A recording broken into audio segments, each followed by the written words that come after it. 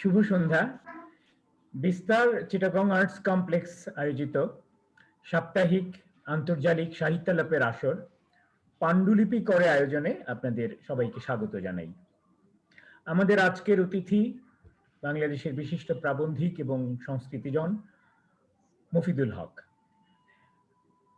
মফিদুল হককে শুধু এই দুটো বিশেষণেই পরিচিতি করানো যায় না, কারণ তার কাজের ক্ষেত্র আরো অনেক বেশি বিস্তৃত আর অনেক বেশি ছড়ানো এবং গুরুত্ববাহী। ফলে আমি শুরুতে একটু সময় নিয়ে তার কাজ এবং তার ব্যক্তিগত জীবন এবং তার অবদান ইত্যাদি সম্পর্কে কিছুটা আলোকপাত করতে চাই। মফিদুল হকের জন্ম 1948 সালে নোয়াখালীতে। যদিও সেখানে তার খুব বেশি দিন থাকা হয়নি, তার গোটা জীবন মোটামুটি ঢাকাতেই কেটেছে, পুরনো ঢাকায়। সেখানকার সেন্ট গ্রেগরিজে তিনি পড়াশোনা করেছেন, তারপর ঢাকা কলেজ, এরপর ঢাকা বিশ্ববিদ্যালয় থেকে সমাজ বিজ্ঞানে 1973 সনে স্নাতক তিনি। তো এই ঢাকা বিশ্ববিদ্যালয়ে থাকাকালীনই সংস্কৃতি সংসদ নামে একটি অত্যন্ত প্রগতিশীল সংগঠনের সঙ্গে তিনি যুক্ত হন এবং তাদের মাধ্যমেই ধীরে ধীরে আমাদের ওই সময় যে একটা জাতীয়তাবাদী চেতনা গড়ে উঠেছিল বাংলাদেশে, গণ অভ্যুত্থান, তার সঙ্গে যুক্ত হওয়া এবং তারপরে সরাসরি স্বাধীনতা আন্দোলন, মুক্তিযুদ্ধের সঙ্গে যুক্ত হওয়া, তার প্রেরণা এবং প্রণোদনা তিনি তার এই সংস্কৃতি সংসদের সংস্কৃতি এবং প্রগতিশীল রাজনৈতিক কর্মকাণ্ড থেকে পেয়েছিলেন। মুক্তিযুদ্ধের সময় বেশ গুরুত্বপূর্ণ ভূমিকা পালন করেছেন তিনি। কমিউনিস্ট পার্টির সাংস্কৃতিক বিভাগের তাদের যে গেরিলা নেটওয়ার্ক ছিল ঢাকা শহরের, সেই গেরিলা নেটওয়ার্কের সঙ্গে তার ঘনিষ্ঠ যোগাযোগ ছিল এবং নানাভাবে তিনি তাদের সঙ্গে কাজ করেছেন। স্বাধীনতার পর সেই কাজটাকেই তিনি আরো সামনে এগিয়ে নিয়ে যান। তিনি ঠিক আর সবার মতো কোনো জীবিকার পেছনে ওইভাবে ধাবিত হননি। তিনি কমিউনিস্ট পার্টির প্রায় সার্বক্ষণিক কর্মী ছিলেন, তাদের সাংস্কৃতিক দিকটা দেখতেন এবং সেই সূত্রে নানা রকম সাংগঠনিক কর্মকাণ্ডে তিনি জড়িত ছিলেন। আমরা নিজেরাই দেখেছি আমাদের প্রথম যৌবনেই রবীন্দ্রসঙ্গীত সম্মেলন পরিষদ, কি ছায়ানট, কি ইন্টারন্যাশনাল থিয়েটার ইনস্টিটিউট, সর্বত্র তিনি ছিলেন এবং সব জায়গাতে তিনি কাজ করেছেন এবং এক পর্যায়ে এই মুক্তিযুদ্ধের প্রণোদনাতেই সেটাকে আরো একটু এগিয়ে নিয়ে যাওয়ার জন্য তিনি এবং তার কয়েকজন বন্ধু সতীর্থ মিলেই মুক্তিযুদ্ধ জাদুঘর তৈরি করেন, যেটি আজ একটি বিশাল প্রতিষ্ঠানে পরিণত হয়েছে এবং সারা বিশ্বেই তার কর্মকাণ্ডের জন্য প্রশংসিত হচ্ছে।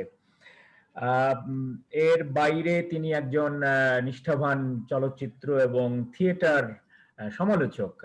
আমাদের দেশে এই কাজগুলো খুব বেশি মানুষ করতে চায় না, তিনি করে গেছেন নিয়মিত এবং এই সূত্রে দেশে এবং বিদেশে বিভিন্ন উৎসবের জুরি বোর্ডের সদস্য হিসেবেও তিনি কাজ করেছেন। আর লেখক হিসেবে যদি পরিচয় দিতে চাই তাহলে বলতেই হয় একটি গ্রন্থ দিয়ে শুরু করতে হয় যেটি আমাদের যৌবনে বেশ একটা সাড়া ফেলেছিল, আমার মতো আর অনেকে ওই প্রজন্মের মানুষদের মনে, মনোজগতে উপনিবেশ, সাম্রাজ্যবাদী, তথ্য সাম্রাজ্যবাদের ইতিবৃত্ত, এমন একটি ব্যতিক্রমী এবং অসাধারণ বিষয় নিয়ে এবং তিনি এত সুখপাঠ্য গদ্যে গ্রন্থ লিখেছিলেন যে এরকম একটা সিরিয়াস বিষয় বইও খুবই জনপ্রিয় হয়েছিল, সংস্করণ হয়েছে এবং আমাদের মনের মধ্যে একটা নতুন জানালা খুলে দিয়েছিল যে সাম্রাজ্যবাদ শুধু সশরীরে নয়, তথ্যের মাধ্যমে, সংস্কৃতির মাধ্যমে কিভাবে আমাদের মনোযোগ উপনিবেশ তৈরি করে। সেই বইটি একটি পথিকৃৎ গ্রন্থ আমি মনে করি। তারপর তিনি আরো লিখেছেন, তৃতীয় বিশ্ব নিয়ে বই লিখেছেন এবং তার বইয়ের ক্ষেত্রগুলো, তার কাজের ক্ষেত্রগুলো যদি আমরা দেখি তাহলে দেখব বহু বিস্তৃত এবং খুব গুরুত্বপূর্ণ সামাজিক রাজনৈতিক বিষয় নিয়েই তিনি কাজ করেছেন মূলত। তার উল্লেখযোগ্য গ্রন্থগুলোর মধ্যে রয়েছে পথিকৃৎ নারীবাদী, তার রয়েছে বাঙালি ব্যক্তিত্ব ও বাঙালি সংস্কৃতি, রয়েছে দেশভাগ, সাম্প্রদায়িকতা ও সম্প্রীতি, বাঙালির মুক্তির সাধনা, রয়েছে অভাজনে রবীন্দ্রনাথ, সমাজ কথা, ভ্রমণ কথা, প্রতিকৃত এবং প্রয়াত জন কথা, বঙ্গবন্ধুর একটি জীবনী। এছাড়া তিনি অনুবাদ করেছেন, প্রচুর গুরুত্বপূর্ণ কিছু অনুবাদ করেছেন। আমাদের মুক্তিযুদ্ধের একটি গাথা, জিন ম্যাকিনলের যুদ্ধদিনের কথা, তারপর সিডনি শনবার্গের ডেডলাইন 1971, আহমেদ সালিমের বঙ্গবন্ধু যখন কারাগারে, এর বাইরে জন হার্সের সেই হিরোশিমা, রুশ নাট্যকার মিখাইল শাত্রোভের blue horse in red grass, এমনকি কবিতার অনুবাদও তিনি করেছেন। এর্নেস্তো কার্দিনাল, নিকারাগুয়ার বিখ্যাত কবি। এর বাইরে প্রচুর সম্পাদনা কাজ করেছেন, দুহাতে কাজ করেছেন তিনি। বাবরি মসজিদ ভাঙার পর ধ্বংসস্তূপে আলোর চিহ্ন, টলস্টয়ের 150তম জন্মবৎসর উপলক্ষে গ্রন্থ, নানা রকম স্মারক গ্রন্থ, প্রচুর সম্পাদনা কাজ করেছেন তিনি। আর লিখেছেন দুহাতে, দেশে বিদেশে বিভিন্ন জার্নালে তার লেখা প্রকাশিত হয়েছে। জীবনী গ্রন্থ রয়েছে বেশ কয়েকটি, আবুল হাশিম, পূর্ণেন্দু দস্তিদার, কাইয়ুম চৌধুরী, শহীদ মতিউল। মোট কথা তিনি একজন সার্বক্ষণিক কর্মী, উদ্যমী কর্মবীর, এবং তার পুরস্কার তিনি পেয়েছেন, বাংলা একাডেমি পুরস্কার পেয়েছেন 2014 সালে, 2016 সালে একুশে পুরস্কার পেয়েছেন, আর পেয়েছেন আমাদের সাধারণ এবং প্রগতিশীল চিন্তার সংস্কৃতিজনদের ভালোবাসা। এবং এই কজন মানুষের জন্যই আমি বলবো বাংলাদেশ যে এখনো পুরোপুরি মৌলবাদের খপ্পরে না পড়ে কিছুটা হলো প্রগতিশীল ধ্যান ধারণা, অসাম্প্রদায়িক এবং ধর্মনিরপেক্ষ সমাজের স্বপ্ন বাঁচিয়ে রাখতে পেরেছে, এদের মতো কয়েকজন মানুষের জন্যই। তো মফিদুল ভাই, আপনাকে অনেক অনেক ধন্যবাদ আমাদের ডাকে সাড়া দিয়ে আপনার এই বিপুল ব্যস্ততার মধ্যে একটি সন্ধ্যা আমাদের জন্য উৎসর্গ করেছেন বলে আপনাকে সবার পক্ষ থেকে স্বাগত জানাচ্ছি বিস্তারের আজকের এই আন্তর্জাতিক আলাপের আসরে। ধন্যবাদ আলম খুরশেদ, আমার জন্য এটা একটা আনন্দ সন্ধ্যা।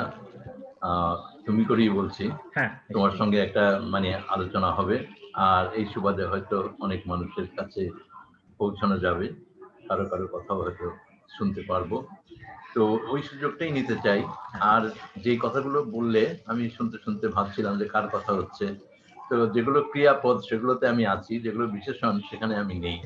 এটা একদম বাস্তবতা। না, এটা ইতিহাসের খাতিরে এই কথাগুলো আমাদের বলতেই হতো এবং বলা দরকার।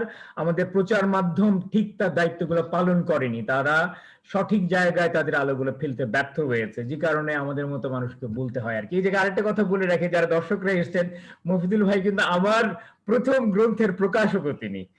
সাহিত্য প্রকাশ আপনারা জানেন 1991 সাল থেকে তিনি এটা শুরু করেছেন। খুবই ব্যতিক্রমী, খুবই মর্যাদাবান একটি সাহিত্য প্রকাশনা সংস্থা। সেখান থেকে 1991 সালেই বেরিয়েছিল আমার জাদু বাস্তবতার গাথা নামে ল্যাটিন আমেরিকার গল্পের সংকলন, যা বাংলা ভাষায় প্রথম সংকলন আর কি।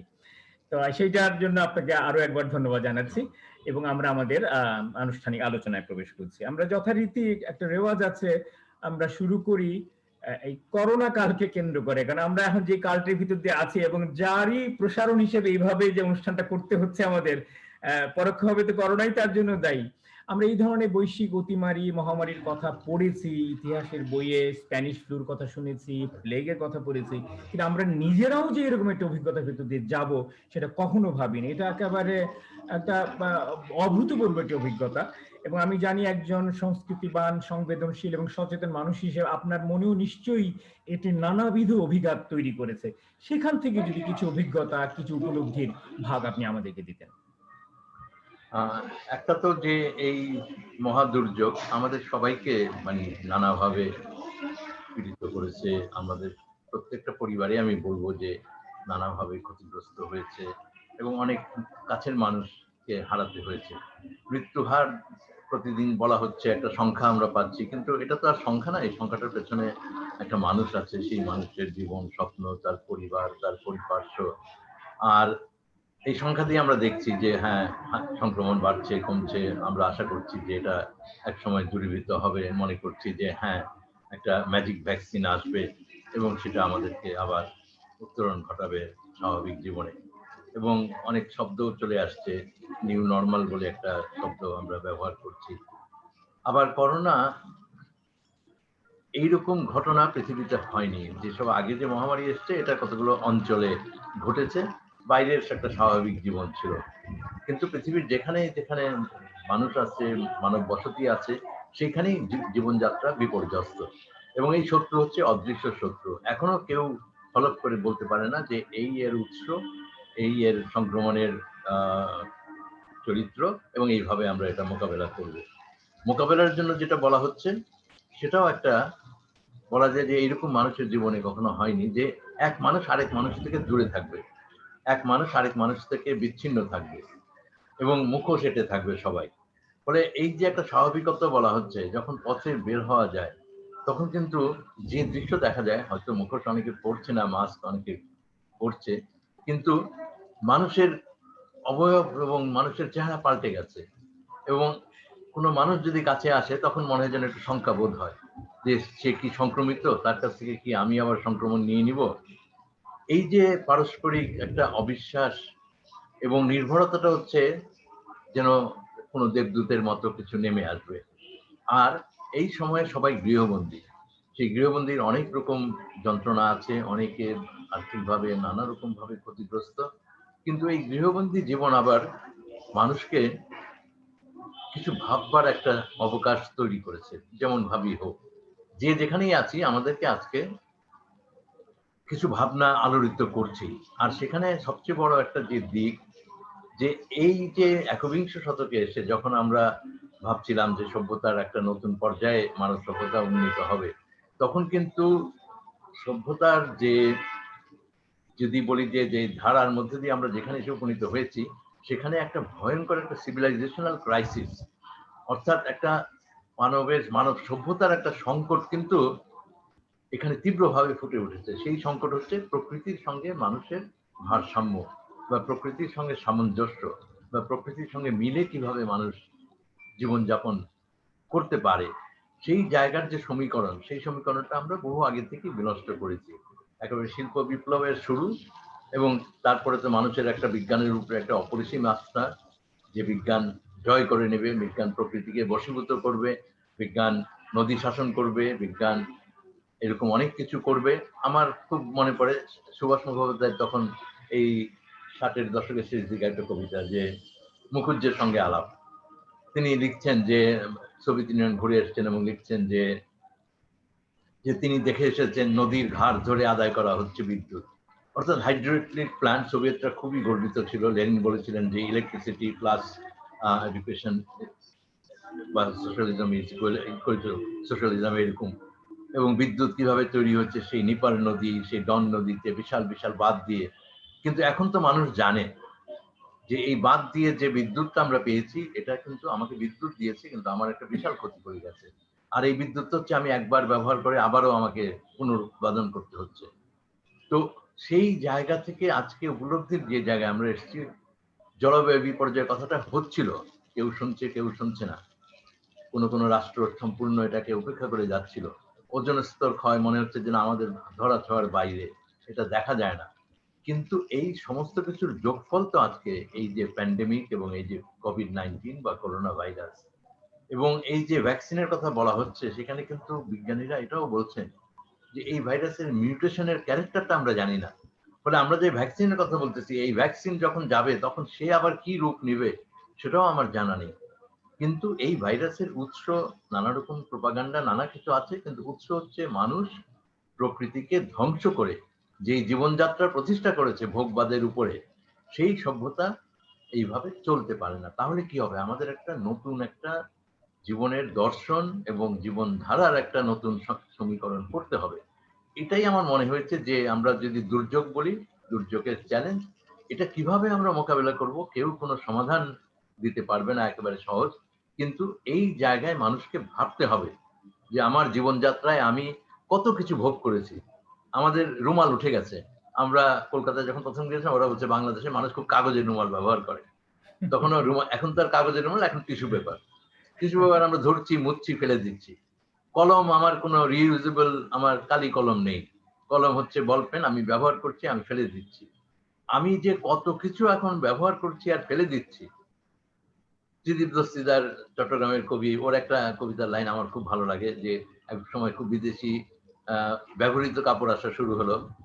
তো ত্রিদীপের কবিতার লাইন ছিল যে ঘর আমার ভরে গেছে ভিনদেশি কাপড়ে। তো এইরকম অনেকগুলো ফেজ আমরা পার হচ্ছি, কিন্তু সবকিছু হচ্ছে ভোগের দিকে। আর এই ভোগ জীবনকে, সভ্যতাকে বিনষ্ট করে এমন পর্যায়ে নিয়েছে যে আমরা যদি এখান থেকে না শিখি, তাহলে আমরা জীবনটাকে আবার স্বাভাবিকত্বে ফিরিয়ে আনতে পারবো না। ধন্যবাদ মহিদুল ভাই। আসলে এই শিক্ষাটাই আসলে আমি মনে করি আমাদের প্রত্যেকেরই নেওয়া উচিত। আজকে আপনি খুব স্পষ্টভাবে এবং সুনির্দিষ্টভাবে সেটা চিহ্নিত করে বললেন। আশা করি যারা শুনছেন তারা এবং তাদের মাধ্যমে অন্যেরাও এখান থেকে শিক্ষা নিয়ে এই যে নিউ নরমাল বা নতুন জীবন একটা গড়ে তোলার চেষ্টা করবেন এর আলোকে। অনেক ধন্যবাদ। আমরা এবার আমাদের মূল আলোচনায় যাই।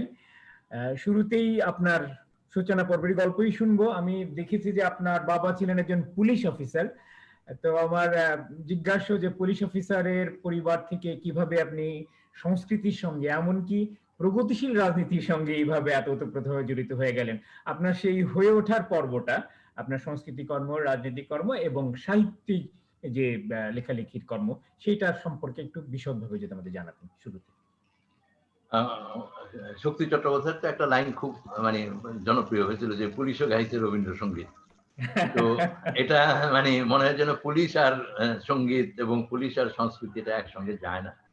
তো আমি আমার বাবাকে বাবা হিসাবে না, আমি যেটুকু দেখেছি যে খুব একটা সংস্কৃতিবান মানুষ ছিলেন এবং অনেক রকম সাংস্কৃতিক কর্মকাণ্ডে যুক্ত ছিলেন এবং অনেক কিছু আমরা অনেক পরেও জেনেছি আমাদের একেবারে ছোটবেলায়। আর আমরা কীর্তিহারা হয়েছিলামও খুব ছোটবেলায়। আমি ক্লাস 8 পড়ি, আমার ভাইয়েরাও তখন স্কুল থেকে এই শহরে কলেজে ঢুকছে, আরো ছোট ভাইরা ছিল। কিন্তু পরে আমি দেখি যে বাংলাদেশে কিন্তু পুলিশ পরিবার একটা অনেক পরিবর্তন করেছে। সেটা আমি দেখি যে হুমায়ুন আহমেদের কথা যদি ধরি, জাফর ইকবাল, বা আমি সেদিন পড়ছিলাম যে ডক্টর জাফরুল্লাহ চৌধুরী, তিনি একটা স্মৃতিকথা লিখছেন, বাবা তখন লালবাগ থানার ওসি ছিলেন তখন, একেবারে 50-এর শুরুতে। এরকম অনেক পরিবার, আমাদের রবিউল ভাই, মুস্তাফা নুর ইসলামের বাবা ওস্তাদ সাদাত আলী আখান, এখন তো খুব বিখ্যাত লোক। বিখ্যাত লোক আর কি। হ্যাঁ, 13 নম্বর লর্ড সিনহা রোড, তার বই আছে। তো ফলে আর এখন ওই কথাগুলো বলতে গেলে আমার মানে ভাবতে ভালো লাগে যে আমার বাবা মানে নাটকের সঙ্গে যুক্ত ছিলেন এবং ঢাকাতে তখন নাটকটাতে অন্যভাবে তো কিন্তু কাফি খান বা রওশন আরা বা আরো যারা ছিলেন। তো বহু বছর পর আমার কাফি খানের সঙ্গে আমেরিকায় দেখা হয়েছিল। তা আমি যখন বললাম আমার বাবার নাম যে আমি আশরাফুল হকের ছেলে, উনি তো একেবারে মানে উচ্ছ্বসিত হয়ে উঠলেন। তো বললেন, একটা ঘটনা বললেন যে এরকম একটা নাটকে একটা পিস্তলের দৃশ্য ছিল। তো মুশফিকুল সালেহীন, যারা পুরনো নাটকের মানুষ তারা জানেন, সালেহীন মানে ড্রামা সার্কেলের অন্যতম প্রতিষ্ঠাতা দুল করি এবং মুশফিকুল সালেহীন, এবং এই যে রক্ত করবি নতুন ভাবে মঞ্চস্থ করা অনেক কিছুর জনক। তো তখন তো তারা অনেকটা বলা যায় যে মেইন স্ট্রিম থিয়েটার করার চেষ্টা করছেন। তো বলছে সালেহীনের হাতে আশরাফ তার পিস্তলটা দিল, কিন্তু অরিজিনাল পিস্তল এত ভারী যে ওটা ও উঁচু করে যখন গুলির ভাবটা পিস্তল ওর হাত থেকে খসে পড়ে নায়িকার কপালে লাগলো আর কি। তো এরকম অনেক কিছু আমরা যখন, আর তারপরে হয় কি যে ঢাকার বাইরে অনেক শহর আমাদের যাওয়া হয়েছে, ফেনীতে, ময়মনসিংহে, ব্রাহ্মণবাড়িয়ায়। আর ময়মনসিংহে একটা অসাধারণ সংস্কৃতিবান শহর। তখন তো মানে 58-59 সাল সালামত আলী, নাজাকাত আলী আসলেন, ঢাকাতে পারফর্ম করলেন, ময়মনসিংহে পারফর্ম করলেন, বিজন ভট্টাচার্য গান শেখান। বিকেল হলে ঘরে ঘরে সে তার শরৎ বেজে উঠছে, ব্রহ্মপুত্রের পাড়ে সেই মানে যে যারা তখনও যে জমিদার বা অভিজাত শ্রেণী, তারা তাদের কারো গ্রেহাউন্ড, কারো বুলডগ, কারো এসেশিয়ান, কারো ক্রস ব্রিডিং এর এইসব নিয়ে যে পরিভ্রমণ, সব মিলে একটা মানে একটা পুরনো ময়মনসিংহের মানুষ বলতে পারবেন পণ্ডিতপাড়া ক্লাব তখন ছিল। পণ্ডিতপাড়া ক্লাবের প্যাভিলিয়ন ছিল, কাঠের প্যাভিলিয়ন, যেটা আমরা শ্রীলঙ্কায় এখনো দেখি আছে, বা ইংলিশ কান্ট্রি ক্লাবে যেরকম ছিল, ময়মনসিংহ ওই ইংলিশ কান্ট্রি ক্লাবের অনুসারে ক্রিকেট খেলতো। এবং ক্রিকেটের মাঠে যখন নামতো তখন আম্পায়ার ফুল ড্রেসে, স্কোরার সহ। তো ময়মনসিংহেও কিন্তু অনেক প্লেয়ার কিন্তু শুরুতে ময়মনসিংহ থেকেই এসছে বাংলাদেশের ক্রিকেটে যারা, এখন তো এটা অনেক ছড়িয়েছে। তো এইসব মিলে কিন্তু বাংলাদেশের বলা যায় যে সংস্কৃতির একটা শক্তিময়তার জায়গা ছিল, সেখানে অনেক মানুষ যুক্ত। সে উনি পুলিশ অফিসারই হন, বা উনি অধ্যাপনা করুন, বা উনি অন্য কাজের সঙ্গে যুক্ত থাকুন। এবং আমি বলবো যে এই যে সামাজিক শক্তিটা, সামাজিক সংস্কৃতি, এইটাই কিন্তু পূর্ব বাংলার একটা বৈশিষ্ট্য ছিল। এবং পূর্ব বাংলায় দেখবেন যে পাঠাগার কিন্তু পূর্ব বাংলায় 100 বছরের উপরে অনেক পাবেন, স্কুল পাবেন অনেক, শতবর্ষ পালন করছে। তো আমরা এইসব মিলে আর কি পাঠাগার আন্দোলনে আমরা আসবো পরে, পুস্তক সংস্কৃতি নিয়ে। আপনার হয়ে ওঠা এই যে লেখালেখি সূত্রপাত কখন কিভাবে শুরু হলো, বই লেখা, প্রকাশনা ইত্যাদি যদি একটু বলতেন। একটা কি যে ওই পরিবারে একটা পড়াশোনার আবহ ছিল। তখন তো আমাদের মানে ছোটবেলায় আমরা দেখতাম যে তখনও লক্ষ্মীবাজারে যখন আমরা থাকতাম, কলকাতার দৈনিকগুলো আসতো, স্টেটসম্যানটা আমাদের বাসায় বাবা রাখতেন। ফলে একটা মানে স্টেটসম্যানের পড়াটার মধ্যে দিয়ে আবার একটা স্টেটসম্যানের একটা মানে বলবো যে একটা উচ্চ মান ছিল, যেটা পরেও আমি একটা পরে কোনো সময় বলা যাবে যে একটা তার কিছুটা আমি পরিচয় পরে পেয়েছিলাম।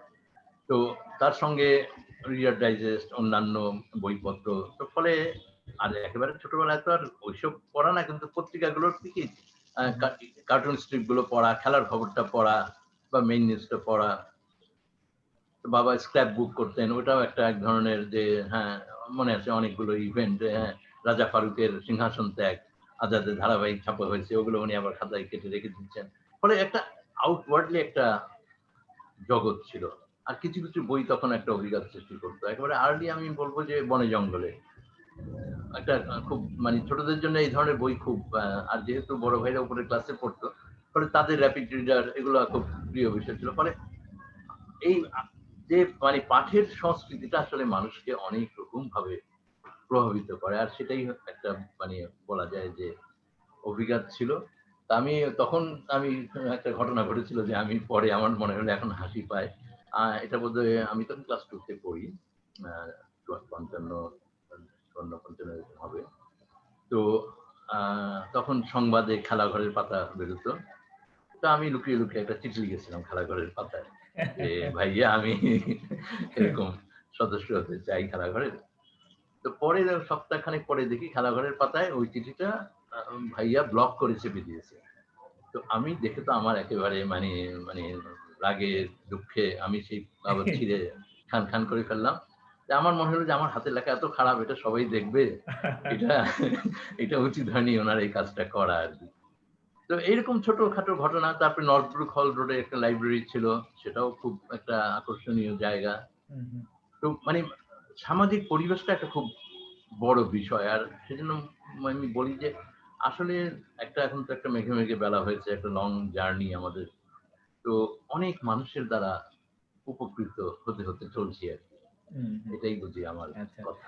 আর এই প্রগতিশীল আন্দোলন বা কমিউনিস্ট পার্টির সঙ্গে যুক্ত হওয়া কি সেই ঢাকা বিশ্ববিদ্যালয়ের সংস্কৃতি সংসদের মাধ্যমেই নাকি মুক্তিযুদ্ধের পরে কোন ধরনের? না এটা ঢাকা কলেজে। আমরা আচ্ছা। আমি তো সেন্ট গ্রেগরি স্কুলে আমার পড়াশোনা শুরু। তারপরে চলে গেলাম ময়মনসিংহে। হুম। তারপরে ফেনীতে, তারপরে ব্রাহ্মণবাড়িয়াও ছিলেন কিছুদিন ব্রাহ্মণবাড়িয়াতে। দিয়ে, হ্যাঁ, ব্রাহ্মণবাড়িয়া আমাদের। থেকেই হ্যাঁ। মেট্রিক যেটা এসএসসি পাস হুম, করলাম। হুম, হুম, তো ওইসব জায়গাতেও শিক্ষকরা একটা অসাধারণ একটা ভূমিকা পালন করেন। মানে এটা মানে আমি অনেক মানুষের কথা আসলে আমাকে বলতে হবে আরকি। হুম, যে হুম। আমাদের যিনি বাংলা পড়াতেন আ মাইকেল তো পাঠ্য থাকে।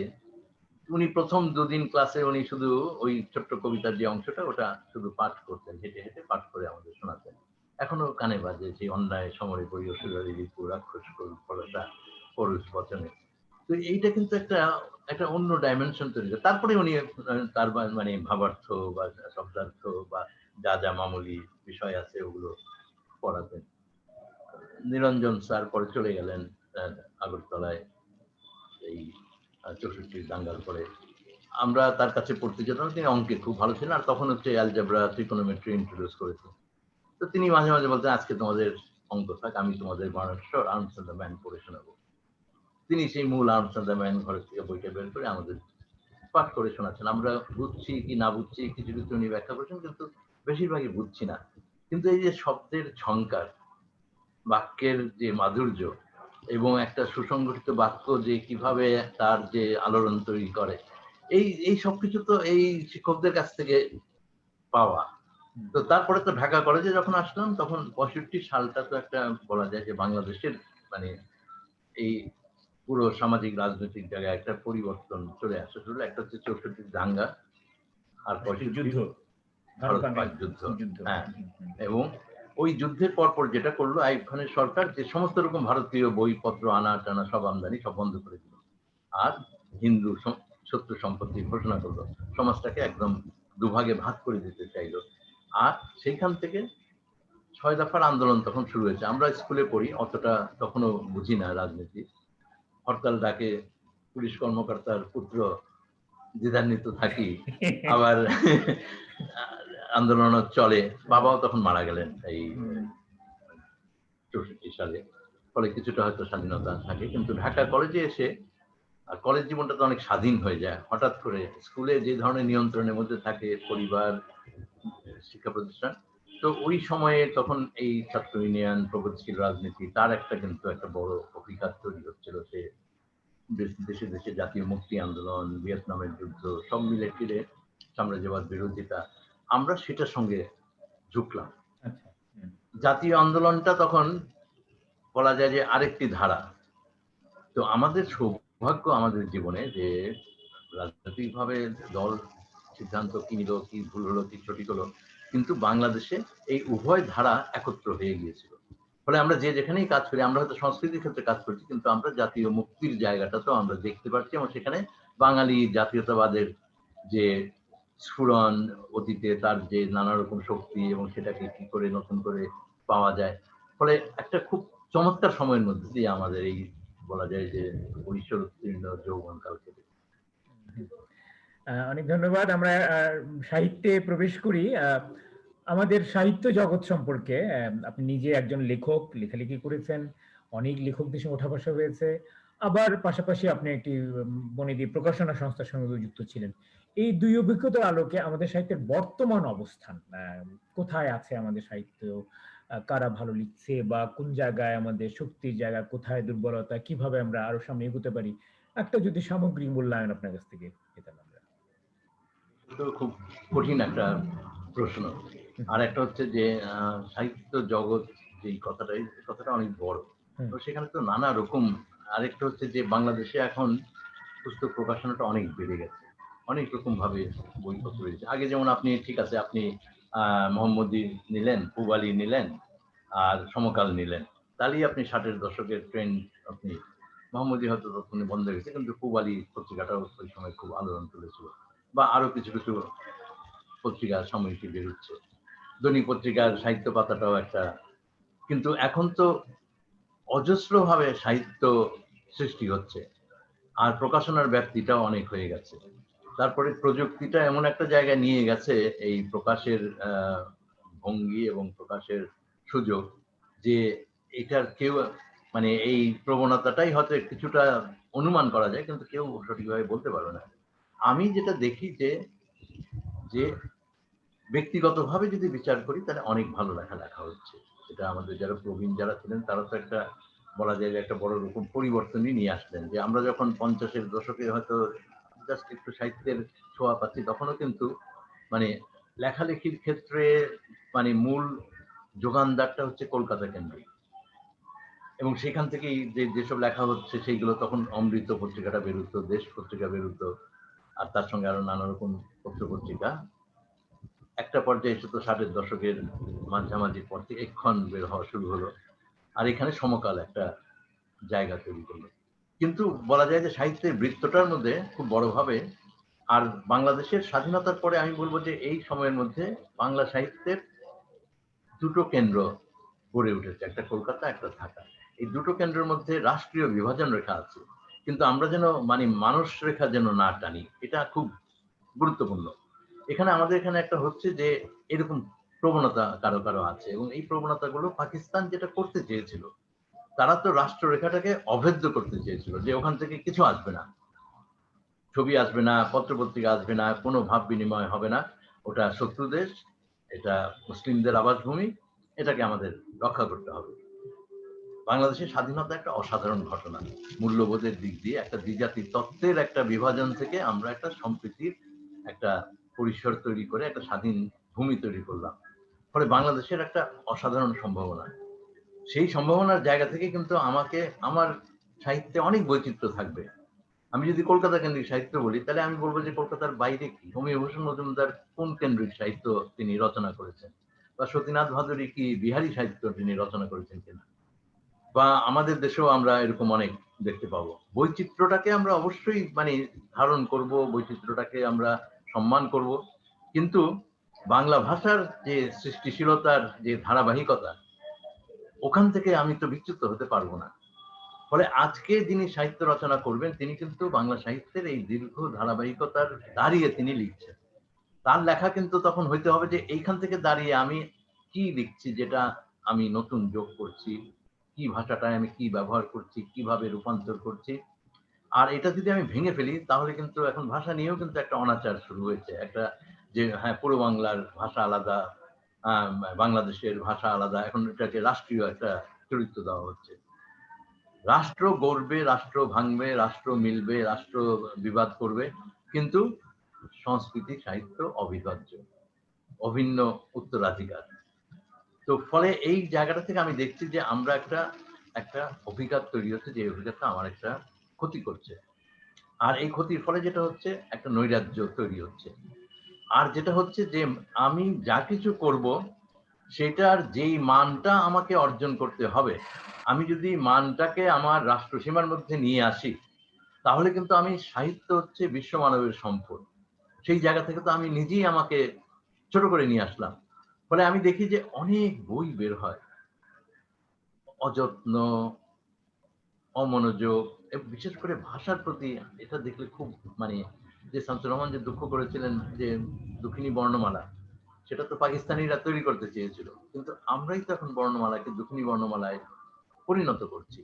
তো আমি ওই জায়গাটা খুব পীড়াদায়ক লাগে। কিন্তু তারপর আমি বলবো যে চর্চাটা যখন প্রসারিত হয় তখন কিন্তু যারা এই চর্চার মধ্যে সৃজনশীলতা নিয়ে এখানে যুক্ত হন তারা অনেক সৃজনশীল উপহার আমাদের জন্য তৈরি করছেন। আমি এরকম অনেক ব্যক্তি আমি বলবো যে ইন্ডিভিজুয়াল মানে সৃজনশীল বহু কাজ আছে যেটা অসাধারণ মাত্রার কাজ। ধন্যবাদ। এই সুযোগে আপনার নিজের কাজ সম্পর্কে আমরা আরেকটু যদি জানতে পারি। আমি শুরুতে বলে গেছি মোটামুটি ধারাবাহিকভাবে, কিন্তু আপনি নিজে ওই ওই কাজগুলোর প্রেক্ষাপট, তার প্রতিক্রিয়া এবং কখন কিভাবে লিখলেন কিছু আলোকপাত করতে পারেন। সবগুলো না, গুরুত্বপূর্ণ কাজগুলোর বিষয় নিয়ে বা বাক বদলের মুহূর্তগুলো নিয়ে যদি একটু বলতে পারেন। আপনার কাজগুলো দেখলাম খুবই উল্লেখযোগ্য এবং খুব গুরুত্বপূর্ণ বিষয়গুলো নিয়ে আপনি ধরেছেন আর কি। তার প্রেক্ষাপটগুলো একটু যদি বলতেন। একটা তো যে আমি বলবো যে আমি ঠিক এখনো নিজেকে লেখক বলতে মানে অভ্যস্ত না। লেখালেখি করি, লেখালেখির মধ্যে দিয়ে যে চেষ্টা করি যে নিজেকে প্রকাশ করার জন্যই তো লেখালেখি। তো আমি তো আর সৃজনশীল লেখক নই যে আমি কবিতা লিখছি, আমি গল্প লিখছি, আমি উপন্যাস লিখছি। আমার মনে হয় যে আমরা আমাদের জীবৎকালেই এই যে একটা মানে যেই সময়টার মধ্যে দিয়ে আমরা গেছি, এই সময়ে অনেক ঘটনার আমরা প্রত্যক্ষদর্শী। অনেক ঘটনার সঙ্গে হয়তো আমাদের একটা মানে যুক্ততাও আছে। আর এর মধ্য দিয়ে যে বিশাল একটা সামাজিক একটা পরিবর্তন, উথাল-পাথাল হওয়া, তার মধ্যে একটা বলবো যে আমাদের প্রত্যেকের জীবনী, আমাদের প্রজন্মের মুক্তিযুদ্ধটা একটা বলবো সেমিনাল ইভেন্ট, যেটা আগে পরে পুরো জীবন আমাদের পাল্টে দিয়েছে। আর এই মুক্তিযুদ্ধে যে অগণিত মানুষের যে আত্মদান, তো এই সবকিছুর একটা উত্তরাধিকার তো আমাদের প্রজন্ম, আমাদের দেশ। তো সেখানে মনে হয় যে এই জায়গাটা বোঝার ক্ষেত্রে যে আরো অনেক কাজ করার আছে। যে মুক্তিযুদ্ধের যখন এই দলিলপত্র ইতিহাস প্রণয়নের কথা হলো, ইতিহাসবিদরা যারা ছিলেন অথবা সালাউদ্দিন আহমেদ, সফর আকন্দ সাহেব, আনিসুজ্জামান, অন্যরা, তারা কিন্তু একটা সিদ্ধান্ত নিলেন যে তারা ইতিহাস লিখবেন না, দলিলপত্র সংকলন করবেন। এবং এটা শুরু করতে হবে, তারা চিন্তা করলেন যে 1905 থেকে শুরু করি, একটা জায়গা থেকে তো শুরু করতে হবে। তো তার মানে কিন্তু আমার ৭১-এর মুক্তিযুদ্ধ ১৯০৫ থেকে একটা, তার আগ শুরুরও আগে আছে, কিন্তু ওখান থেকে একটা ধারাবাহিক পরম্পরার মধ্যে দিয়ে, এই পরম্পরায় কিন্তু এই উপমহাদেশ যদি ধরে বাংলা যদি আমরা ভাবি, তাহলে বাংলা কত রকম ঘাত প্রতিঘাতের মধ্যে দিয়ে গেছে। তারপরে দেশভাগ, উদ্বাস্তু সমস্যা, বিশাল একটা মানুষ, পাঞ্জাব পার্টিশন একটা রক্ত গঙ্গা বইয়ে দিয়েছে, বেঙ্গল পার্টিশন বলা যায় একটা সাইলেন্ট একটা অনেকে মানে একটা অ্যাট্রোসিটি ঘটনা ঘটিয়েছে। তো এই সবকিছু মিলে মনে হয় যে এই জায়গাগুলো, এই যে বেদনার জায়গা, মানুষের সংবেদনশীলতার জায়গা, মানুষের এই উৎখাত হয়ে আবার নতুন ভূমি খোঁজা, আর তার সঙ্গে মানুষ তার মুক্তির পথ খোঁজা, যে পথ খোঁজাটা বাংলাদেশে একটা অসাধারণ আন্দোলনের রূপ নিল, এবং বঙ্গবন্ধুর যে ভূমিকা, সেটাও মনে হয় যে আমরাও অনেক পরে এটা উপলব্ধি করতে শুরু করেছি, এবং এটা হয়তো এখনো বহমান। তো কিন্তু আমাকে জানতে হবে আমার, তো সেটাই আমার মনে হচ্ছে। তো ওই জানার ক্ষেত্রে আমার মনে হচ্ছে যে আমি অনেক মানুষের সংস্পর্শে এসেছি, তাদের দ্বারা অনেক রকম ভাবে একটা ইনসাইট যদি বলেন, তো তারা আমাকে দেওয়ার চেষ্টা করেছেন, সেই থেকে আমার না, লেখালেখি। কিন্তু আপনার বইয়ের বিষয়গুলো কিন্তু খুবই বিচিত্র। যেমন আমি এই মুহূর্তে দুটো বইয়ের কথা একটু জানতে চাইবো। আমি অবাক লাগলো বইটার নামটা পড়ি, ধানের সংস্কৃতি, বাংলাদেশ এবং ইতিহাসের বিস্তার, বা লালনকে কে আমার বাঁচাবে, সংস্কৃতি জিজ্ঞাসা। এই ধরনের বিষয়ের কি নিয়ে আপনি বলতে চেয়েছেন, কেন বলতে চেয়েছেন, এর প্রেক্ষাপটগুলো একটু বিশদভাবে জানাতেন আমাদের, বিশেষ করে ধানের সংস্কৃতি। ইতিহাসের বিস্তার, ঐতিহ্যের বিস্তার, এই কথাটা কিন্তু শওকত ওসমান স্যার বলতেন সবসময়, আমাকে খুবই স্নেহ করতেন, ওনার লেখালেখিতেও আছে। আর এই বিস্তার নামটাই এই সংগঠনের আমার কাছে খুব ভালো লেগেছে। বিস্তারটা আসলে খুব গুরুত্বপূর্ণ। আর ধানের সংস্কৃতিটা আমার কিছু কিছু পড়তে পড়তে মনে হচ্ছিল যে যে আমি যদি মানে বাংলাটা ধরি, এখান থেকে কিন্তু ধানের সংস্কৃতিটা শুরু হলো জাপান পর্যন্ত। এবং এই যে রবীন্দ্রনাথের সময় ওকাকুরা এসে তারপরে রবীন্দ্রনাথ একটা কথা বলেছিলেন যে এশিয়া ইজ ওয়ান। আমি যখন এশিয়া ইজ ওয়ান বলি তখন কিন্তু আমি এই ধানের সংস্কৃতির দেশগুলোকে মনে রেখে বলি। আর তারপরে ধরেন এমন না যে তারপরে রুটির সংস্কৃতি বা, কিন্তু বৈচিত্র্য সংস্কৃতি। তো সেখানে মনে হচ্ছে যে বাংলার অবস্থানটা এবং বিশেষ করে মধ্যযুগের বাংলার অবস্থানটা কিন্তু আমাদের নজরের বাইরে আছে। আমরা কিন্তু মিথে এটা পাই যে চাঁদ সওদাগরকে পাই, কিন্তু চাঁদ সওদাগর কোথায় যেত, কি পণ্য নিয়ে যেত?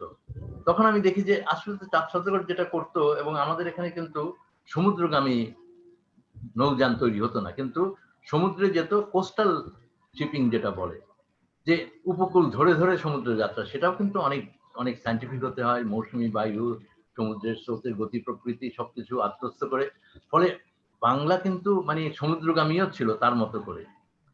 তো এরকম হয়তো অনেক মানুষের মধ্যে দিয়ে অনেক কিছু জানা। অসীম দাশগুপ্ত বঙ্গোপসাগর নিয়ে একটা প্রথম বই লিখেছিলেন, পরে বাংলাদেশে কিন্তু বঙ্গোপসাগর নিয়ে বই লিখলেন। খুব অকালে প্রয়াত হলেন শহীদুল্লাহ মৃধা। অ্যাটমিক এনার্জি সেন্টারে কাজ করতেন, রাশিয়ায় পড়াশোনা করেছেন। তো তার ছিল বিচিত্র আগ্রহ। আমি শহীদুল্লাহ মৃধাকে দেখে আমি খুব অবাক হতাম। তখন ওই সময়ে এই ৮০ দশকে শহীদুল্লাহ মৃধা আসতেন। আমার তখন এখন পুরানো পল্টনে অফিস, সেটা একসময় আওয়ামী লীগের অফিস ছিল। তো আমার মানে এখানে বসলেও পরে মনে হতো যে এটা একটা ঐতিহাসিক ঘটনা। তো যাই হোক, Shahidullah Mridha international library card ছিল ওনার।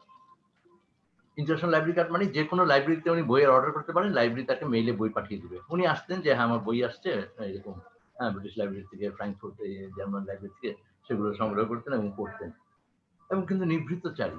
আমি এরকম মানে, তো তো এই জন্য সমুদ্রটা কিন্তু বাঙালি জীবনের অংশ, এবং এই সমুদ্রের নাম কিন্তু বাংলার নামে, বঙ্গোপসাগর, বে অফ বেঙ্গল।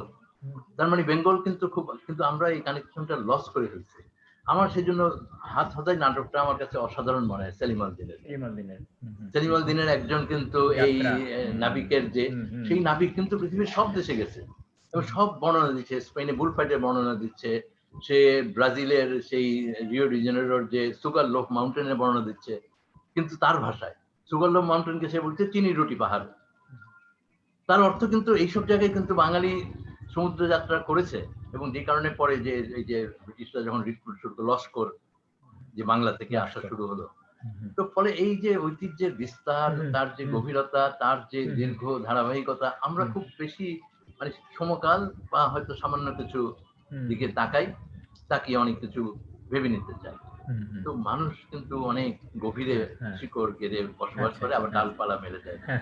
লালনকে বাঁচাবে কে বাঁচাবে, ওই বইটার বিষয়বস্তু বা ওই বইটার প্রেক্ষাপট তখন ওই যে এই লালনের যে আখড়া, সেখানে সরকার যে ডেভেলপমেন্ট প্ল্যান, এটাকে উন্নত করতে হবে। উন্নত করা মানে কি, একটা বিল্ডিং বানাতে হবে, একটা অডিটোরিয়াম বানাতে হবে। এখন বাউলরা তো আর ওই মঞ্চে বসে অডিটোরিয়ামের ভেতরে গান করবে না, কিন্তু সরকারের হয় কি, যখন একটা প্রজেক্ট তৈরি হয়ে যায় তখন অনেক ভেস্টেড ইন্টারেস্ট দাঁড়িয়ে যায়, এবং তারা ওইখানে সবই করে যে কুষ্টিয়ার একটা উন্নতি হবে, এটা অন্যরা মানছে না, এই সব বলে টলে একটা গ্রুপও দাঁড় করিয়ে ফেললো। অনেকেই সেখানে গেলেন, চৌধুরী অন্যরা একটা। তো তখন আমার মনে হচ্ছিল, আর আমি কিন্তু বলবো যে এই বইটা আমাকে লিখিয়েছেন মোহাম্মদ সাইদুর। তার হাত ধরে আমি অনেক কিছু শিখেছি। এই মানুষটাকে যারা চেনে তারা জানে, তাকে নিয়ে একটা স্মারক গ্রন্থ আপনারা করেছেন। গ্রন্থ করেছি, হ্যাঁ, বাংলার লোক সংস্কৃতি সম্পর্কে, তার সম্পর্কে জানে। এবং ময়মনসিংহ গীতিকার যে পরে যে এই যে জিবনিক জাবাতেল এসে যে পাঠ উদ্ধার করলেন, এগুলো সব মোহাম্মদ সাইদুরের কল্যাণে, এবং উনি বিশাল অবদান রেখেছেন। এবং নবনীতা দেবসেনও এসে যে সীতার 12 মাসটা নিয়ে যে লেখা, এটা সাইদুরের হাত ধরেই উনি গিয়েছিলেন সেই মানে। তো যাই হোক, উনি আমাকে খুব স্নেহ করতেন, আমাকে ধরে ধরে অনেক কিছু দেখিয়েছেন। তো ফলে এই বইটা লোক সংস্কৃতি নিয়ে আমি যা কিছু লিখেছি, এটা সাইদুর ভাই কাছ থেকে পেয়ে। আর লালনকে কে বাঁচাবে ওটা বলতে চেয়েছি যে রবীন্দ্রনাথের গোড়াতে একটা দৃশ্য আছে, যে বাউল রাস্তা দিয়ে গান গেয়ে যাচ্ছে, গোড়া এবং বিনয় বলছে যে কি চমৎকার গানটা, তাই ওকে ডেকে আনি, ঘরে ডেকে এনে একটু ওর গান শুনি। তারপর ওরা ঠিক করলো যে না, ওকে ওর আপন মনে চলতে দেওয়াই সঙ্গত, ওকে ঘরে ডেকে আনাটা উচিত হবে না। তো ওটাই বলতে চেয়েছি যে লালনকে বাঁচাতে হলে তোমার গিয়ে লালন বিল্ডিং করতে হবে না, অন্য কিছু করতে হবে না, ওকে বাউলের মতো পথ চলতে দাও। বাহ, তো দারুণ। এটাই হ্যাঁ, মনে হ্যাঁ, হ্যাঁ। হয়েছিল আর কি। আপনার গ্রন্থ তালিকায় বেশ কিছু অনুবাদ বইও রয়েছে। বেশ গুরুত্বপূর্ণ কিছু, কিছু অনুবাদ কাজ করেছেন আপনি। আ জন ম্যাককিনলে সেই বইটা আছে। জোয়ান হার্টসের বই হিরোশিমা, এমনকি কার্দিনালের কবিতা অনুবাদ আছে। মিখাইল শাত্রোভের নাটক আছে। এই যে বিচিত্র ধরনের বিশ্ব সাহিত্য, তার অনুবাদ, এই বিষয়টা আপনি যদি একটু খোলাসা করে বলতেন। দেখুন, মুক্তিযুদ্ধ মানে বাংলাদেশের বাঙালির বিকাশের দরজাটা খুলে দিয়েছিল। হুম, হুম, আমরা তো যখন পাকিস্তান আমলে কলেজে পড়ছি, বিশ্ববিদ্যালয়ে পড়ছি, আমাদের মধ্যে হয়তো আমাদের বন্ধু আহরার হাত দেখতে পারতো, ফিরোর বই নিয়ে ঘুরতো। ফিরো তখন খুব জনপ্রিয়। তা আমরা হাত দেখাতাম যে, "দেখ তো দোস্ত, এই সমুদ্র যাত্রা আছে কিনা? বিদেশ ভ্রমণ করতে পারবো কিনা?" এটা একটা অলীক স্বপ্ন বাংলাদেশে। পাসপোর্ট পাওয়াই যায় না। কত মানুষ মানে আলতাফ মাহমুদ ভিয়েনাতে যেতে পারেনি। আমার এখনো খুব মনে হয় যে আলতাফ মাহমুদ যদি ভিয়েনা যেতে পারতেন, উনি হুম, কি চমৎকার ভায়োলিন বাজাতেন এবং হুম, ওয়েস্টার্ন মিউজিকে উনার এত মানে আগ্রহ ছিল। উনি আমি পরে ভিয়েনা গিয়ে আমার খালি এই কথাই মনে হয়েছে যে এই শহরে তো হুম, আমার আসার কথা না, এটা আলতাফ ভাইয়ের আসার কথা। হুম, হুম, তো কিন্তু তার সূত্রে হয় কি যে তখন মানে অনেক অনেক দিক থেকে অনেক আলো বাতাস আসা শুরু হলো। আর আমার খুব সৌভাগ্য আমার মানে এই বলবো যে ভ্রমণের সুযোগগুলো নানাভাবে আমি মিখাইল ছাত্রবের অনুবাদ করার পরে আমি মস্কো যখন গিয়েছিলাম তখন একটা সুযোগ হলো ওনার বাসায় যাওয়ার। গোর্কি হুম, স্ট্রিটে ওনার বিশাল তখন একটা এসে থাকেন। হুম, আর উনি হুম, হুম, তখন ওই গোর্বাচেভের রিফর্মের পক্ষে হুম, হুম, দাঁড়িয়েছেন। হুম, হুম, ফলে এইসব মানুষের সঙ্গে কথা বলা, পরিচিত হ্যাঁ, হওয়া, আমার সঙ্গে আমি বলব যে এটা আমার মহা সৌভাগ্য।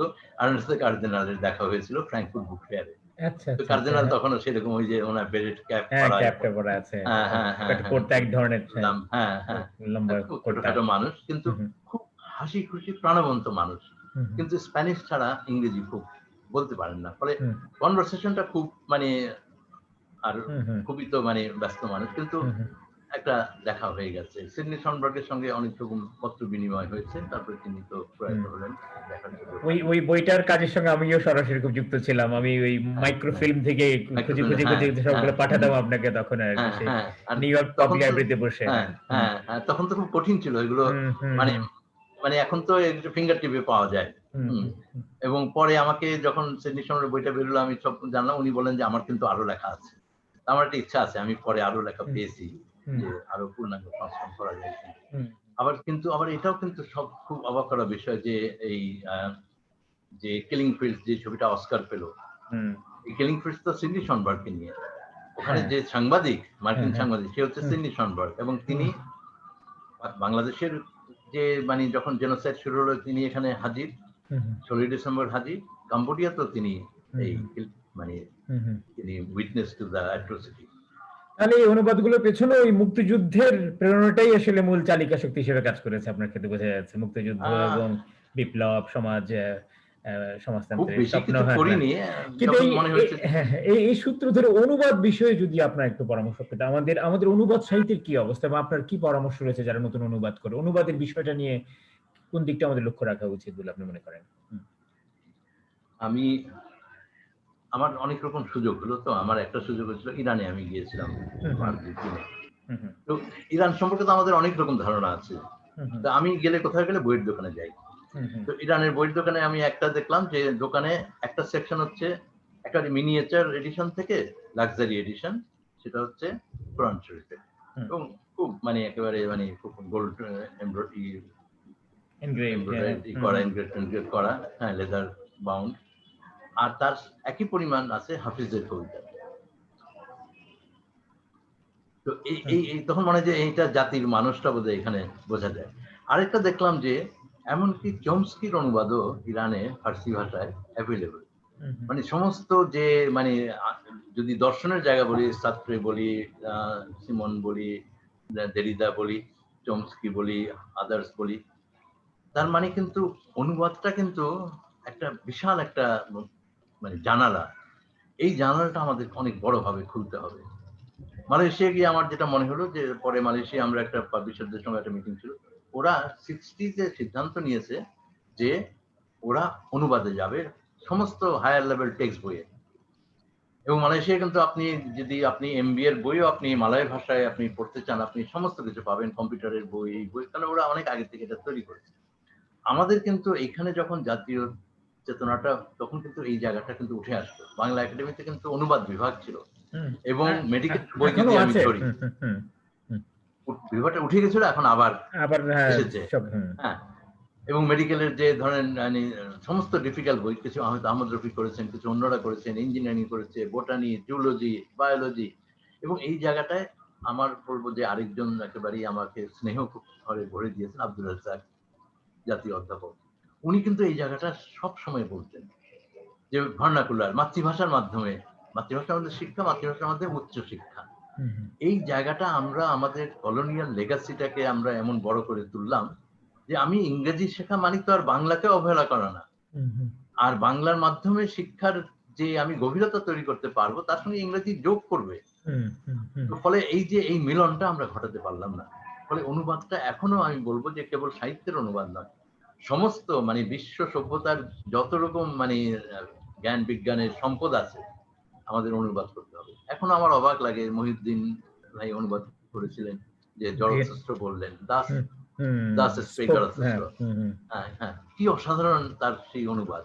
বা অনেকে কিন্তু আমাদের মানে, ফলে আমার মনে হয় আমাদের সাহিত্য যারা কাজ করেন তাদেরও, তুমিও পড়েছো ল্যাটিন আমেরিকার গল্প এবং পরেও, তো এখন মানে এটা নানাভাবে হতে হবে। এখন একটা আবার অনাচার শুরু হচ্ছে যে মানসম্মত হচ্ছে না, দ্রুত অনুবাদ বেরিচ্ছে, অনুবাদ হয়তো কোনো ভারতের অনুবাদটাকে এনে নাম বদল করে এখানে, মানে একটা চাহিদা আছে, আমাদের পাঠকরা কিন্তু বিস্তার চাচ্ছে।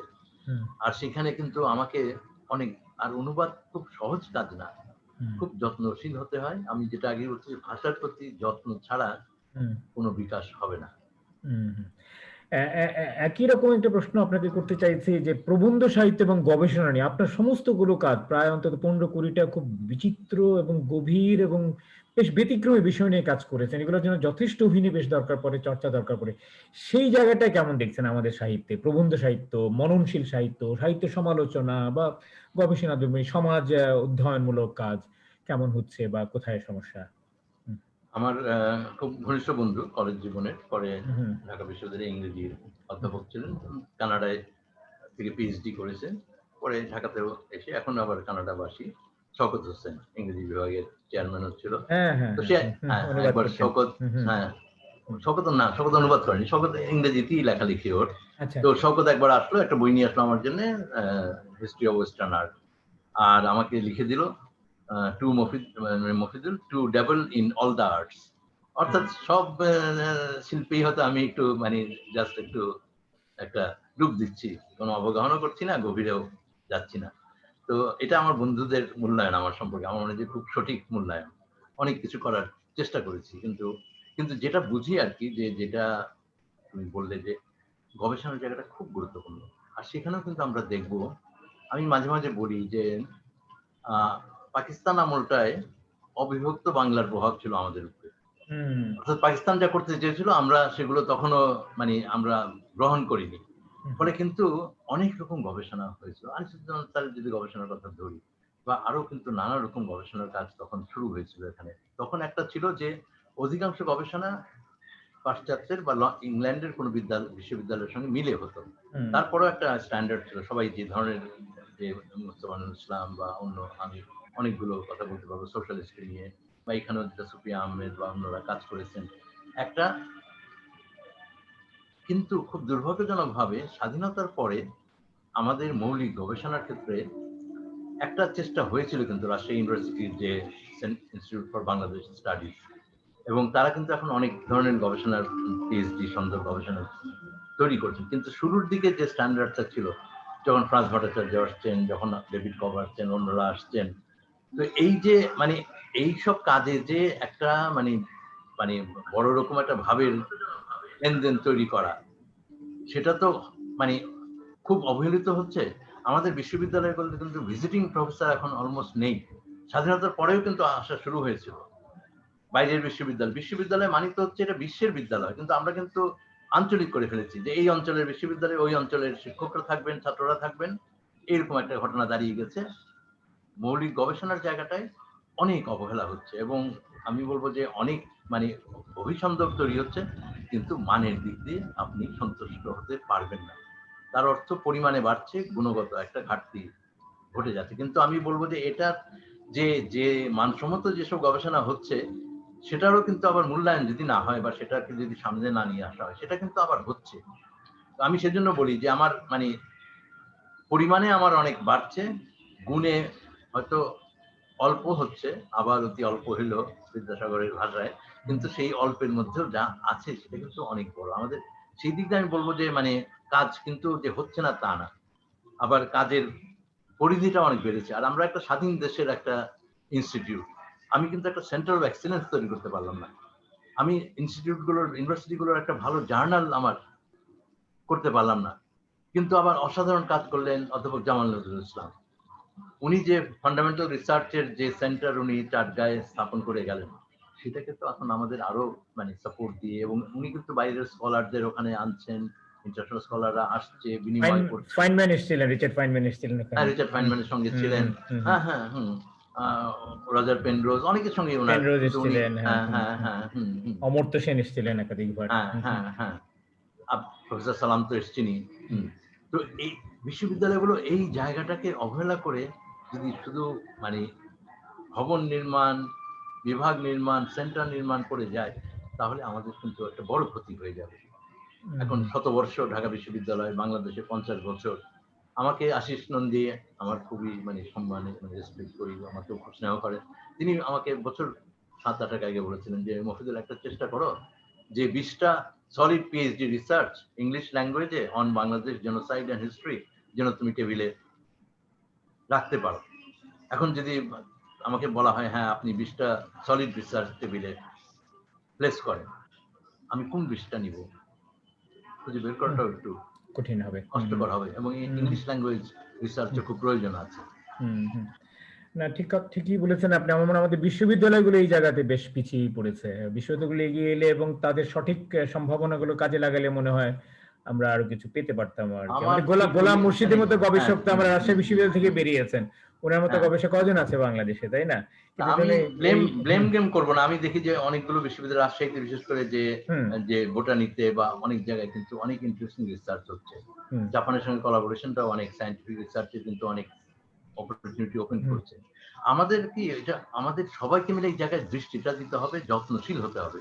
হ্যাঁ, আমার হুম, যদি আমি হুম, এগ্রিকালচার হুম, রিসার্চ ধরি, আমার হুম। কিন্তু এগ্রিকালচার রিসার্চে একটা বিরাট অ্যাচিভমেন্ট আছে। এগ্রিকালচারে ভালো কাজ হচ্ছে কিন্তু, হ্যাঁ, এবং হ্যাঁ, হ্যাঁ, হ্যাঁ, হুম, হ্যাঁ। ফলে সত্যি, আমি হ্যাঁ, মানে হুম, আমি হুম, কিন্তু মানে আমি হ্যাঁ, সেটাই দেখছি যে কিন্তু হুম, আমরা মানে হুম। যখন জাতীয়ভাবে আলোচনা করি, তখন ঘাটতিগুলোর দিকে তাকাই না।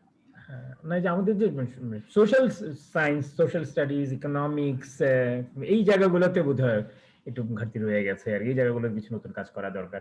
আচ্ছা, আপনাকে আমি একটা প্রশ্নের সময় থামিয়ে দিয়েছিলাম ওই পাঠাগার সম্পর্কে আমি বলতে চাইছিলাম। পাঠাগার সংস্কৃতি, পাঠাগার চর্চা, অর্থাৎ আমাদের পাঠক যা কমে যাওয়া নিয়েও একটা ক্ষোভ আছে যে একসময় বই অনেক বেশি সংখ্যা মুদ্রিত হতো, এখন কমতে কমতে 300 এসে দাঁড়িয়েছে, তাও সেগুলো সহজে বিক্রি হয় না।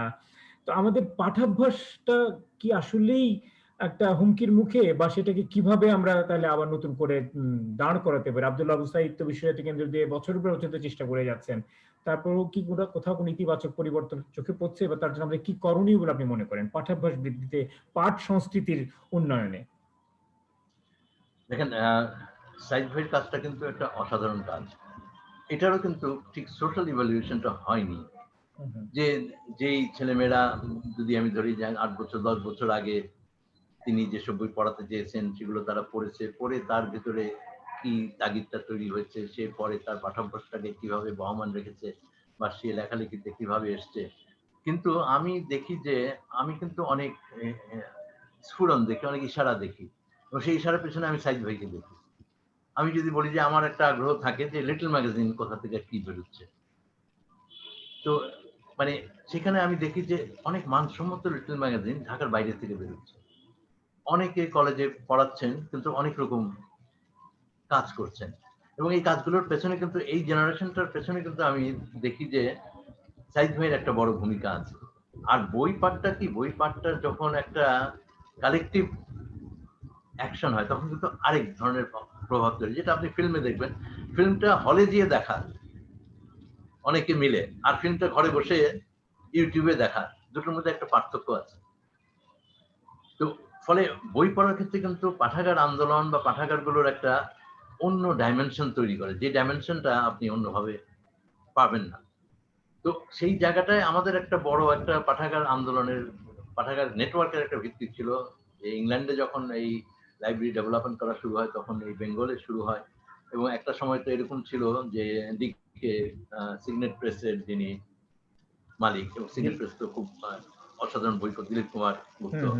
হ্যাঁ, এবং সিগনেট প্রেসের তখন ছিল যে আমি পরে স্বাধীনতা পরে তখন একটা মানে ৭১ পরে যখন প্রথম কলকাতায় গেলাম, সিগনেট প্রেস তখন এই অরুণা প্রকাশনী ওনারা চালাতেন। তো ওনারা বলতেন যে দেশভাগটা সিগনেট প্রেসকে আসলে ধসিয়ে দিয়েছে। আমি কিভাবে? বলে যে সিগনেট প্রেসের বই 60% ভিপিপি যোগে যেত। এখন ভিপি বললে আমরা ভ্যালুয়েবল পোস্টাল কি বলা হয়, যাই হোক, যে ভিপি ডাক যোগে যেত, এবং সেটা যেত পূর্ববঙ্গে। তো মানে দেশভাগটা কিন্তু একটা ধস নামিয়ে দিয়েছে, যে এই পাঠকরা পূর্ববঙ্গ থেকেও উচ্ছেদ হলো, ফলে পূর্ববঙ্গের পাঠক গোষ্ঠীটাও ক্ষতিগ্রস্ত হলো, আর এরা পশ্চিমবঙ্গে এসে উদ্বাস্তু হয়ে যে জীবনের মধ্যে চলে গেল, তারা আর ওই স্থিতিটা খুঁজে পেল না। তারপরে তো ধরেন ৭১ সালের আপনি যদি হিসাব করেন, আমরা অনেক কিছু বলি ধ্বংসের জায়গায়, কিন্তু আমরা কতগুলো পাঠাগার ওরা আগুন জ্বেলেছে, এটাও কিন্তু একটা ওদের যে মানে ইন্টেন্ট, যে জেনোসাইডের, যে টু ডিস্ট্রয় দ্য নেশন, সেই ব্রাহ্ম সমাজ পাঠাগার থেকে শুরু করে রংপুর পাবলিক লাইব্রেরি বা বরিশালে বা শেরপুরে বহু জায়গায় তারা পুরনো পাঠাগারগুলো জ্বালিয়ে দিয়েছে। এবং বঙ্গবন্ধু যখন শিক্ষানীতি করলেন, তখন কিন্তু একটা প্রস্তাবনা ছিল যে প্রতি 10 মাইলে একটা করে পাঠাগার হবে, এবং আইডিয়াটা ছিল যে প্রাইমারি স্কুলগুলো একটা পাঠাগারের একটা নিউক্লিয়াস কেন্দ্র হবে। তো সেটা নিয়ে একটু অনেকেরই ছিল যে বঙ্গবন্ধু আনিস স্যারকে বলেছিলেন যে আপনারা এরকম প্রস্তাব দিচ্ছেন যে আমার তো বাজেট সব ওখানেই চলে যাবে। তো স্যার তখন বলেছেন না, আমরা ওইভাবে বলিনি, এরকম একটা পরিস্থিতি ছিল, কিন্তু এই কনসেপ্টটা তো ছিল। তো এখন এটাকে মানে অবশ্যই পুনর্জাগরণ করতে হবে। কিছু কিছু চেষ্টা আছে, গ্রন্থকেন্দ্রের মাধ্যমে কিছু উদ্যোগ নেওয়া হচ্ছে। আরেকটা হচ্ছে যে এখন এই দুর্যোগটাও কিন্তু আরেকটা দেখিয়ে দিয়েছে যে অনলাইন মার্কেটিং, এটার অপরচুনিটি কিন্তু আমরা এই মানে করোনার ফলে আমরা জানলাম, এবং কত রকম অনলাইন প্রোডাক্ট এখন মানে মার্কেটিং এ যাচ্ছে না, সেখানে কিন্তু বইটাও যাচ্ছে। আমরাও দেখি যে এখন অনলাইন যারা বুক মার্কেটিং করে, তাদের কিন্তু সেলসটা বেড়ে গেছে।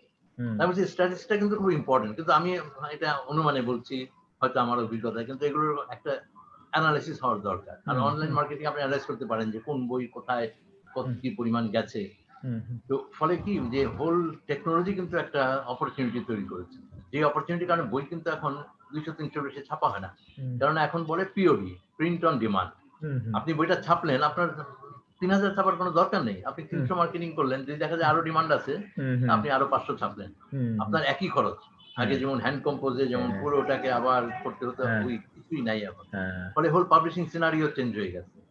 এখন আস্তে আস্তে ই বুকস, অডিও বুকস এর দিকেও যাবে, অর্থাৎ একই প্রোডাক্টটাকে নানাভাবে আপনি আবার বিপণন করা। একটা কথা হচ্ছে বাংলা একাডেমি বইমেলাটাকে ভার্চুয়াল বইমেলা করা যায় কিনা, এটা একটা আলোচনা হচ্ছে। যদি এটা করা যায়, এটাও একটা ব্রেক থ্রু হবে, যে যে কেউ যে কোনো জায়গায় বসে বাংলা একাডেমি বই এসে মানে ব্রাউজ করতে পারবে, পাবলিশারের স্টলে যেতে পারবে, বই সে কার্টে তুলতে পারবে, এবং সে কিনলে তাকে একটা টাইম লিমিটের মধ্যে পৌঁছে দেওয়া হবে। এটা কি শুধু এই বছরের জন্য নাকি আগামী দিনগুলোতে ধারাবাহিক? হলে তো আগামী দিনগুলো হয়ে যাবে। বাহ, দারুণ, এটা খুবই চমৎকার উদ্যোগ আমি মনে করি। আমাদের বইমেলাটা নিয়ে আসলে নতুন ভাবে ভাবার সময় এসছে। আর প্রিন্ট অন অর্ডার তো আমাদের পাশের দেশ কলকাতায় দিব্যি এটা চালু হয়ে গেছে, বেশ জনপ্রিয় হয়েছে আসলে আমি মনে করি। এটা নেগেটিভ অ্যাসপেক্টস হচ্ছে যে যে এখন প্রত্যেকেই মনে করছে সে একটা অথর হয়ে যেতে পারে by publishing his or her book, এবং এখন দেশ পত্রিকা দেখবেন বিজ্ঞাপনই দিচ্ছে যে পাণ্ডুলিপি দিলে আমরা বই বার করে দেব। আবার ওদিন দেখলাম একটা বিজ্ঞাপন যে platinum package, gold package. Platinum package হচ্ছে আপনার বই আমরা বের করে দিব, আপনার 2টা রিভিউ চেপে দিব, আপনার বইয়ের বুক লঞ্চিং করে দেব, আপনাকে এত টাকা দিতে হবে। বলে একটা দূষিত আবহাওয়া আছে না, সেটাকে নিয়েই বোধহয় চলতে হবে, কারণ সবসময় থাকে কিছু অপব্যবহারের সুযোগ থাকে। কিন্তু যদি পাশাপাশি আমাদের এই যে বইয়ের রিভিউ, বুক রিভিউ এবং বই সমালোচনা সংস্কৃতিটা যদি গড়ে উঠতো, তাহলে পাঠকরা ভালো বই খারাপ বইয়ের মধ্যে একটা পার্থক্য করতে পারতো। সেটাও তো এখানে হচ্ছে না, মুড়ি মুসরি একদর। সোশ্যাল মিডিয়ায় তো যে কোনো সবকিছুর পেছনেই মানে বাহবাই জোটে সবার আগে। ফলে সেই জায়গায় তো সমালোচনা সাহিত্যটাকেও মনে হয় আমাদের একটু কাজ করা দরকার রয়েছে আসলে, বইয়ের আলোচনা ছাপানো বিভিন্ন জায়গায়। অবশ্যই রয়েছে। আর একটা হয়েছে, আমি যেটা বললাম যে অ্যাটিটিউডের একটা প্রবলেম আছে।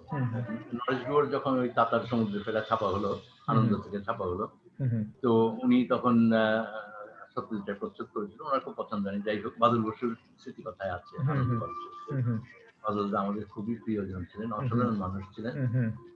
তো যাই হোক, বাদল বসু লিখেছেন যে নরেশ গো বলছে যে বইটা বেরোলো প্রায় 1 বছর হয়ে গেল, এখনো কোনো রিভিউ দেখলাম না, এমনকি দেশ পত্রিকাতেও বা আনন্দবাজারেও রিভিউ বের হয়নি। তো বাদল বসু লিখলেন যে আমরা আনন্দ পাবলিশার্সের বই দেশ এবং আনন্দবাজারের রিভিউর জন্য দেই না, ওরা যদি করে তাহলে করবে।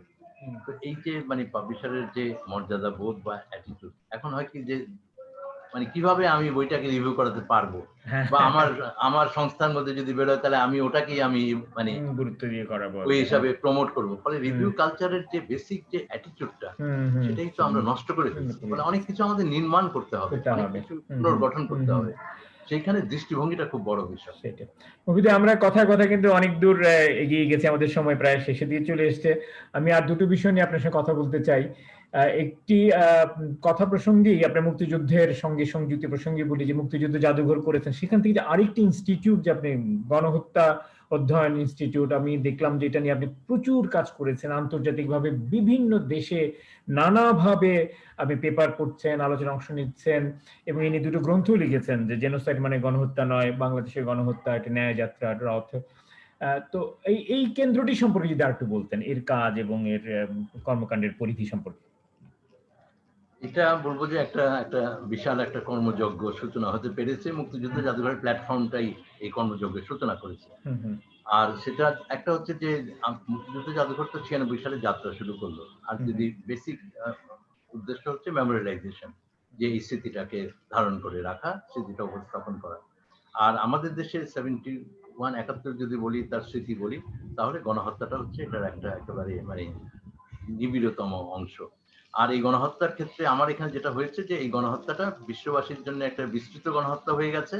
আর আমার দেশে এই গণহত্যা বিচারের যে অসাধারণ উদ্যোগ নেওয়া হয়েছিল 1973 অ্যাক্ট ইন দ্য পার্লামেন্ট, এগুলো সবই মানে ভেস্তে গেল বঙ্গবন্ধু হত্যার মধ্যে দিয়ে। তো তখন আমাদের মনে হচ্ছে যে এই কথা তো উঠে আসছে, এবং যত রকম স্মৃতি কথা রচিত হচ্ছে সেগুলো এখানে একটা বড় ভূমিকা পালন করেছে। জাহাঙ্গীর বই যদি আমরা ধরি, আরো অনেক রকম মেমোরিজ, সেখান থেকে এই আন্দোলনটা গড়ে উঠলো, যে গণ আদালত গড়ে উঠলো, আর তার ধারাবাহিকতাতেই মুক্তিযুদ্ধ জাদুঘর। পরে গণহত্যা এবং ন্যায় বিচারটা আমাদের জন্য খুব বড় ইস্যু ছিল। আর তারপরে তো এটার সঙ্গে আমরা তখন আন্তর্জাতিক যেসব যোগাযোগ হচ্ছিল, যেসব জেনোসাইড স্কলার্সরা আছে, এটাও কিন্তু একটা দেখার বিষয় যে এই জেনোসাইড সম্পর্কে এই অ্যাওয়ারনেসটাও কিন্তু গ্লোবাল কমিউনিটি কিন্তু অনেক পরে নিয়েছে। হলোকাস্ট নিয়ে একটা শুরু থেকে ছিল, কিন্তু জাস্টিসটা নুরেমবার্গে হয়ে গেল, আর যেটা আইকম্যানের জাজমেন্টটা হলো জেরুজালেমে, ওটা নিয়ে অনেক কন্ট্রোভার্সি ছিল, এবং হানা আরেন্ডের একটা খুব বিখ্যাত বই আছে আইকম্যান ইন জেরুজালেম। তো কিন্তু অন্যান্য গণহত্যার ক্ষেত্রে কি হবে, তারপর তো 90s থেকে অ্যাওয়ারনেস আসলো, এবং জেনোসাইড স্কলাররা সংগঠিত হলেন 90s এর দিকে। তো তারপরে মুক্তিযুদ্ধ জাদুঘর এবং জেনোসাইড স্টাডিজটা গ্লোবালিও কিন্তু অলমোস্ট প্যারালাল। আর তখন হয় কি, বিভিন্ন সূত্রে, কম্বোডিয়ার গণহত্যা সূত্রে কাজ করা, ওখানে যাওয়া, ওদের সূত্রে এদের সঙ্গে আমাদের পরিচয় হলো, এবং তখন আমরা বুঝতে পারলাম যে আমাদের এই গ্লোবাল কমিউনিটির সঙ্গে কানেক্টেড হতে হবে। তো সেটা আমরা করা শুরু করলাম। আমরা অনেকগুলো ইন্টারন্যাশনাল কনফারেন্স করেছি, তারা এখানে এসেছেন। আমাদের একটা বড় উদ্দেশ্য হচ্ছে ইয়াং স্কলার্স ডেভেলপ করা, রিসার্চটা ডেভেলপ করা।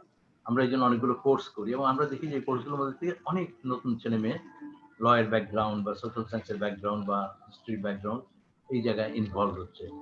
ফলে আমরা মানে এই যে দায়িত্বটা পালনের মধ্য দিয়ে আসলে আমরা মানে বাংলাদেশের জন্য সেটা আমরা বলবো যে আমরা এখন গ্লোবালি এটাকে নিতে পেরেছি among the academics and researchers and concern quarter.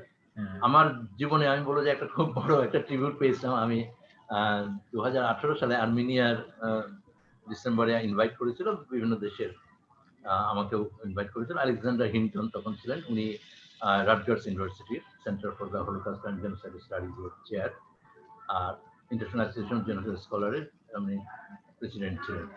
তো ওইখানে এই এখন যে নানা রকম জেনোসাইড হচ্ছে ইরাকে, যেটা হচ্ছে যে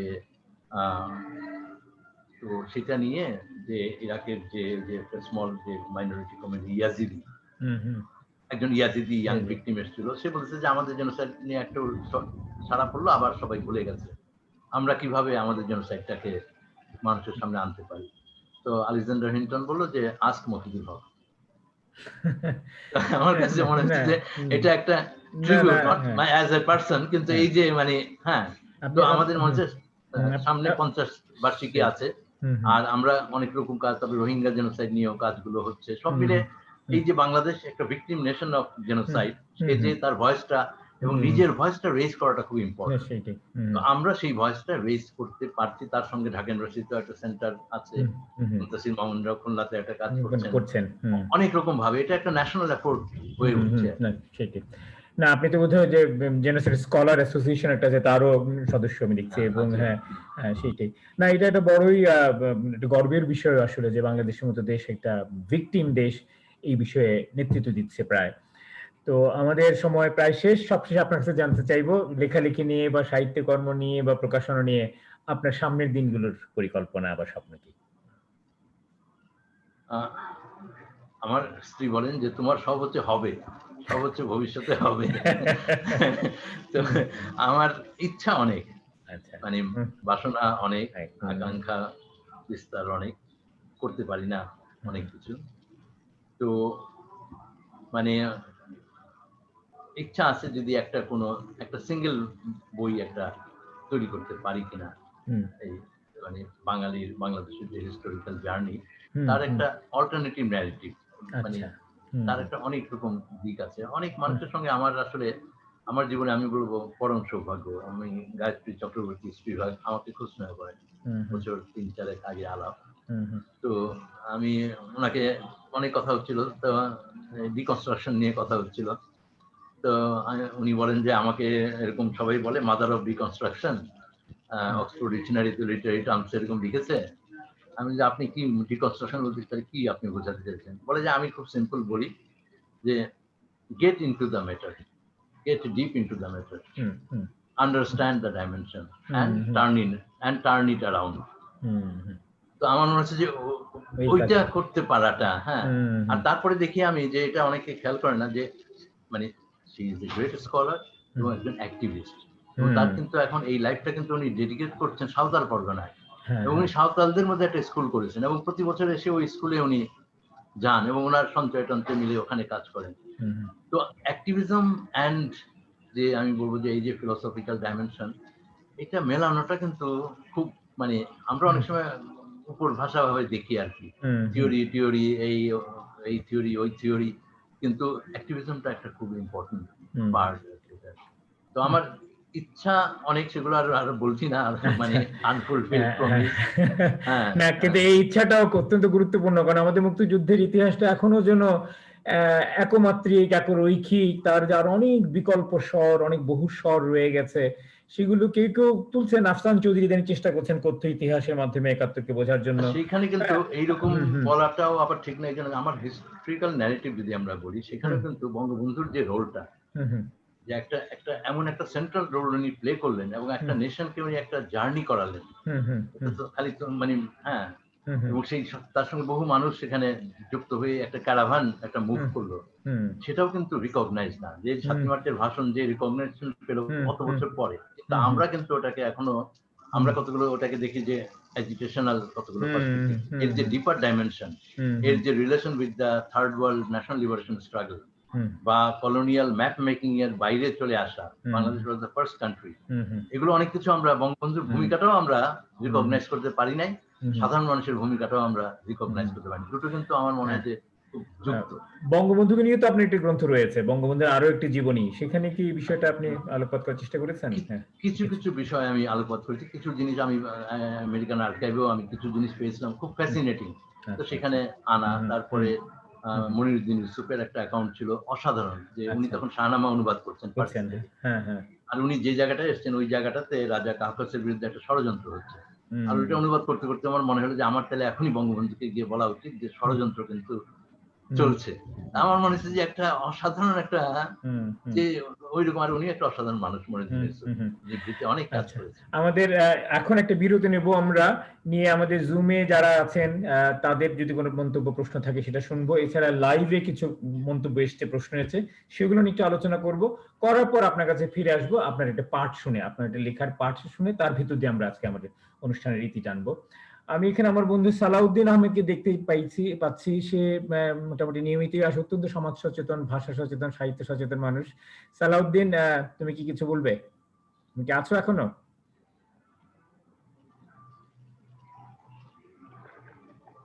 হ্যাঁ, হ্যাঁ, বলো তোমার কোনো আমি মন্তব্য। সাবধানেই ছিলাম, হুম, একটু আড়ালেই ছিলাম। হুম। দেখতে পাচ্ছেন না জানি না। হ্যাঁ, দেখা হ্যাঁ, যাচ্ছে। দেখতে পাচ্ছি। হুম। আমার নেটটা একটু অনেক মুশকিল ভাই। আমি আসলে শুরুর দিকেই খুব মগ্ন হয়ে শুনছি। মনে হয়েছে একটু তোমার জায়গায় তুমি বলতে বলতে স্পিকারটা একটু মুখের কাছে নাও, কথাগুলো শোনা যাচ্ছে না। হুম, জি, জি, হুম, মফিদুল ভাইকে সালাম জানাচ্ছি, শ্রদ্ধা। হুম, হুম। আর ভাবতেই পারিনি যে উনি সময় করতে পারবেন আমাদের জন্য। না, না, সেই জন্য এটা কৃতজ্ঞতাও একটা। আপনার সান্নিধ্য, আপনাদের শুনবার সুযোগ তো আমাদের হয় না। আর এটা এটা একটা ভয়ানক দুর্ভাগ্য যে এই যে হচ্ছে না, যে এটা জানি না, এটার জন্য কাউকে দোষারোপ করা যায় না, কিন্তু দোষ আছে কারো না কারো। তো আমি আমার যেটা বলতে চাইছিলাম যে আপনি শুরুর দিকে বলছিলেন যে কোস্টাল শিপিং, যে সমুদ্রের পাড় ধরে ধরে হেঁটে যাওয়া, সেখানে আপনি চাঁদ সওদাগরের কথা বললেন, একই সঙ্গে আবার হাত ফাদাই, ওটাও একটা একটা ছোট্ট করে উল্লেখ করলেন। যারা সচেতন, যারা শুনেছেন, তারা নিশ্চয়ই এতে ইন্টারেস্টেড হবেন এবং আহ, আগ্রহী হবেন, জানতে চাইবেন আরো। একটা কথা, এত ছোট্ট কথা, কিন্তু আমি জানি না, এটা এটা তো অনুরণিত হওয়া দরকার সবখানে। যেটা আপনি বললেন কথায়, মানে কথা প্রসঙ্গে, যে বঙ্গবন্ধু বলেছিলেন প্রতি 10 মাইলে একটা করে লাইব্রেরি হওয়া হওয়া উচিত। এই কথাটা আমার এখনো মনে হয় যে ঠিক জায়গায়, ঠিক সময়তে, ঠিক মানুষদের মুখ দিয়ে যদি প্রচারিত করা যায়, মানে প্রচার করা যায়, এবং হ্যাঁ, এখানে হয়তো সেই উৎসাহ অনেক কম থাকতে পারে, কারণ ওখানে কোনো ইনফ্রাস্ট্রাকচারের ব্যবস্থা, এত আশা বা ওগুলো হয়তো নাই। কিন্তু জিনিসটা খুব সহজসাধ্য, এবং জিনিসটা আমার মনে হয় ঠিকভাবে যদি নাড়াচাড়া করা হয় ধারণাটাকে, সেখানে বঙ্গবন্ধুর অনেক বড় স্বপ্ন আমরা বাস্তবায়িত হতে দেখছি। এই স্বপ্নটা খুবই সহজে বাস্তবায়িত হতে পারে। আমার মনে হয় খামতি শুধুমাত্র তুলে ধরাটার বিষয়ে। আপনি এটা তুলে ধরেছেন, এবং আমার মনে হয় এই জিনিসটা মানে ঠিকভাবে এই তথ্যটা অন্তত ব্যবহৃত হবে। আর ভালো লেগেছে অনেকগুলো বিষয়ই আপনি নানান, মনে হয় আপনি একটা আমাদেরকে একটা সমুদ্র যাত্রায় নিয়ে গেলেন, একটা জ্ঞানের সাগরে। আহ ভাসতে ভাসতে ডুব দেওয়াটা হলো না, কিন্তু ভাসতে ভাসতে যাওয়া হলো। আরেকটা ছোট্ট করে একটা সময় আমি ভাবছিলাম আপনাকে জিজ্ঞেস করাটা সঙ্গত হবে কিনা, যে যেই ভাবনাগুলো আপনি ভাবছেন, অনেক ইচ্ছে, ভাবি যেমন বলেন যে তোমার সব হবে না, ঠিক আছে, সেটাই তো হবে আসলে। কিন্তু এই যে এই এই আপনার চিন্তার যাত্রা, ভাবনার আহ, যে পথ চলা, এখানে আপনি কি ওইরকম করে ভেবে রেখেছেন? হয়তো এটা ইনস্টিটিউশনাল ডেফিনেটলি হচ্ছে। মুক্তিযুদ্ধ জাদুঘরের বিষয়গুলো যেইভাবে বললেন, আমার তো রীতিমতো অহংকার হচ্ছে। তো এখানে আপনি কি, মানে আপনার এই ভাবনাগুলোকে এগিয়ে নিয়ে যাওয়ার জন্য আমরা কোঅপারেটে যেটা বলি যে নেক্সট, মানে উত্তরসূরি বা সেই রকম লেফটেন্যান্ট, ওই ওই ভাবনাগুলো, এটা জাস্ট আমাদেরকে আশ্বস্ত করবার জন্য হয়তো বা বলতে পারেন, কারণ এই স্বপ্নগুলো, আমরা স্বপ্নগুলোও তো দেখতে পাবো না যদি মফিদ ভাইরা কথা না বলেন বা কথা বলবার অবস্থায় না থাকেন, হুম, অবস্থানে না হুম, থাকেন। হুম, হুম। তো হ্যাঁ, সেখানে আমার কাছে এটা মনে হয় হুম, খুব হুম, জরুরি। অনেকক্ষণ হ্যাঁ, বলে ফেললাম। হ্যাঁ, ধন্যবাদ সালাউদ্দিন। আমার মনে হয় মফিদুল ভাই কিছু বলবেন এর প্রেক্ষাপটে, আহ, পরিপ্রেক্ষিতে। হুম, আমার মনে হয় যেটা সালাউদ্দিন বললেন যে আসলে মানে এই লাইব্রেরিটা করতে হলে ঠিকভাবে যে কনসেপ্টটা তুলে ধরা, আমার একটা খুব মনে হয়, আমি একটু বলার চেষ্টা করেছি। হোয়াইট চ্যাপেল লাইব্রেরি এই ইস্ট লন্ডনে খুব পুরনো বিখ্যাত লাইব্রেরি, কমল হাসান এক্সিবিশন অনেক কিছু করেছে। পরে ওটাকে ওরা ভেঙে ফেললো, ভেঙে একটা খুব সুন্দর আর্কিটেকচারাল ডিজাইনে একটা মডার্ন একটা লাইব্রেরি করেছে, এবং ওরা ওটার নাম দিয়েছে দ্য আইডিয়া হাউস। অর্থাৎ লাইব্রেরি কনসেপ্টটাই কিন্তু এখন পাল্টে যাচ্ছে, ওখানে অনেক রকম ডিজিটাল, অনেক ধরনের এক্সেস, এবং এখানে যেন এটা একটা আইডিয়া হাউস, অনেক রকম আইডিয়া এখানে খেলা করবে। তো আমাদের কিন্তু এখন কিন্তু অনেক রকম ডেভেলপমেন্ট হচ্ছে, যে এই যে শেখ রাসেল ল্যাব স্কুলগুলোতে হচ্ছে, সেগুলো কিন্তু একটা আইডিয়া হাউসে রূপান্তরিত হতে পারে, যে ডিজিটাল যে অ্যাক্সেস গুলো তৈরি হচ্ছে। আমাদের কিন্তু 64,000 প্রাইমারি স্কুলে এখন একটা প্রোগ্রাম নেওয়া হয়েছে, সেখানে লাইব্রেরি হবে। কিন্তু আনফরচুনেটলি সেখানে কি বই যাবে এটা নিয়ে এমন একটা মানে হুম, দুর্নীতি ঘটেছে হুম, যে হুম। এটা খুব বেদনাদায়ক। খুবই তো লজ্জাজনক। ফলে ফলে হুম, এই যে অনেকভাবে যে আমাদেরকে অ্যাক্টিভেট করার জায়গায় আমি আমার কনসেপ্ট অফ ডেভেলপমেন্ট এর মধ্যেও আমার কতগুলো মানে ঘাটতি আছে কনসেপচুয়াল ফ্রেমওয়ার্ক এ। তো সেজন্য আমার মনে হয় যে আমি খুব আশাবাদী। আমি মানে এইটা মানে হাইকোর্ট একটা জাতি দিয়ে একটা কমিটি করেছিল। আমি এই কমিটিতে ছিলাম। আমি হাবিবুল্লাহ সিরাজী এবং সচিব। তখন এই প্রাইমারি স্কুলের অনেক কিছু দেখে আমার আপনারাও দেখবেন যে প্রাইমারি স্কুলের বিল্ডিং এর ডিজাইন কিন্তু এখন আর্কিটেকচারালি খুব সুন্দর হয়েছে।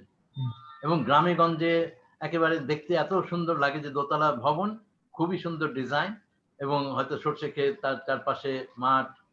তা আমি তো বলি যে মানে গ্রামের স্কুলে মাঠ আছে, শহরের স্কুলে মাঠ নেই। গ্রামের স্কুলে কো-এডুকেশন, শহরের স্কুলে সেপারেশন।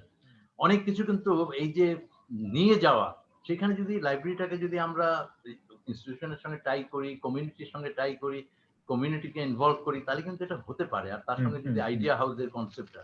তো হুম, আমি হুম। খুব মানে এটা আমাদের জেনারেশন নেক্সট এগুলো ক্যারি করবে। হ্যাঁ, কিন্তু এটা খুব পসিবল। সেইটাই। হ্যাঁ, অনেক ধন্যবাদ। আচ্ছা, এখানে মাহি আবরারও একজন আছেন, শুনছেন আপনার বক্তব্য। মাহিয়া কি কিছু বলবেন?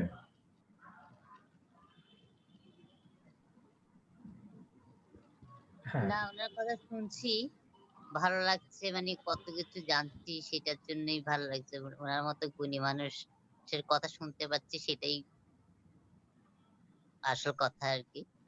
এবং উনি আমাদের, মানে উনাদের মতো লোকরাই হয়তো আমাদেরকে পথ দেখাবে আরকি। উনাদের পরে উনারা কাউকে রেখে যাচ্ছেন কিনা যে আমাদের পথ দেখাবে আরকি, সেটাই একটা প্রশ্ন আমার কাছে। হ্যাঁ, মফিদ ভাই, আপনার কি কোনো উত্তর আছে? এই ওই যে মানে বিজ্ঞানে বলে যে নেচার অ্যাভয়েডস ভ্যাকুয়াম।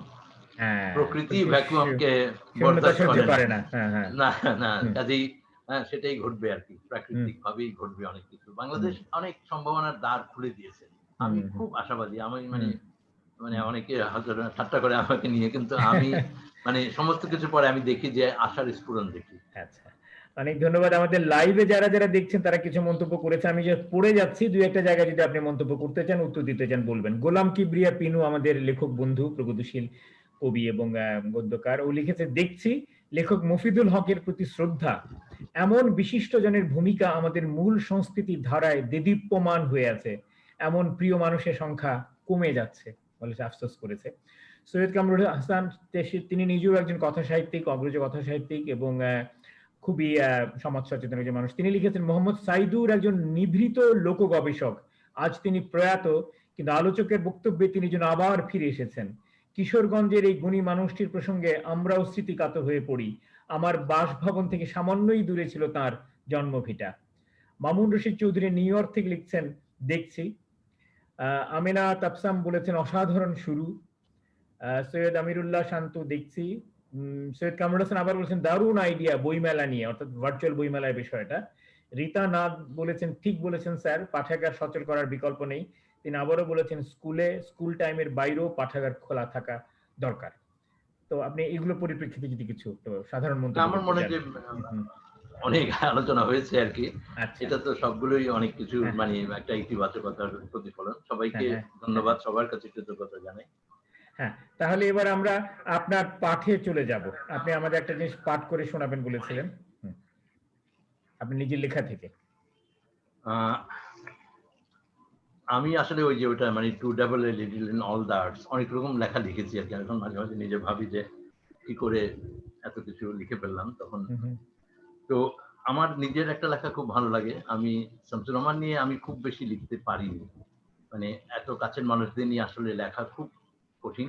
রহমান ভাইয়ের মৃত্যুর পরেও আমি লিখিনি। আমি সাধারণত obituary টা লিখতে চাই, লিখতে চাই এইজন্য যে মানুষগুলোর কথা বলে ফেলা। আর আমার বলব যে আমার খুব প্রিয় একটা রিডিং স্পেস হচ্ছে দ্য ইকোনমিস্ট এর obituary। ইকোনমিস্ট এর obituary ১ পৃষ্ঠা obituary ছাপে। হুম, হুম, কিন্তু এটার মধ্যে যে কি অসাধারণ তার ল্যাঙ্গুয়েজ এবং কি অসাধারণ ইনসাইট, এবং আমি ওটা খুব মানে যে পত্রিকাটা হয়তো রাইটিস্ট বলবে অনেকে অনেক কিছু, কিন্তু আমার কাছে মনে হয় ওই obituary-র জন্য এই ইকোনমিস্টটাকে খুব বড় মূল্য আমি দেই।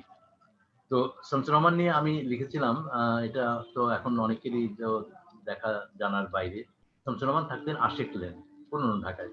আওলাদ হোসেন লেন একটা পোশাকি নাম, এবং আশিক লেনে যে বাড়িটাতে থাকতেন এটা ওনাদের পৈতৃক বাড়ি, অর্থাৎ এটা এই নিয়ে তো আপনার একটা বইও আছে, আশিক লেন ও অন্যান্য আশিক রচনা। লেনের গৃহ। হ্যাঁ হ্যাঁ হ্যাঁ।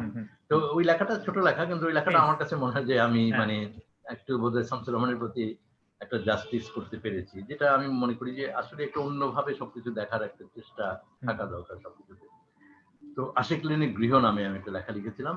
লেখার উৎস হচ্ছে টলস্টয় নিয়ে একটা খুব মানে খুবই একটা বড় রকম কাজ করেছিলেন রাশিয়ান একজন আহ, আহ, বলবো যে লিটারেরি ক্রিটিক ভিক্টর স্কোলস্কি।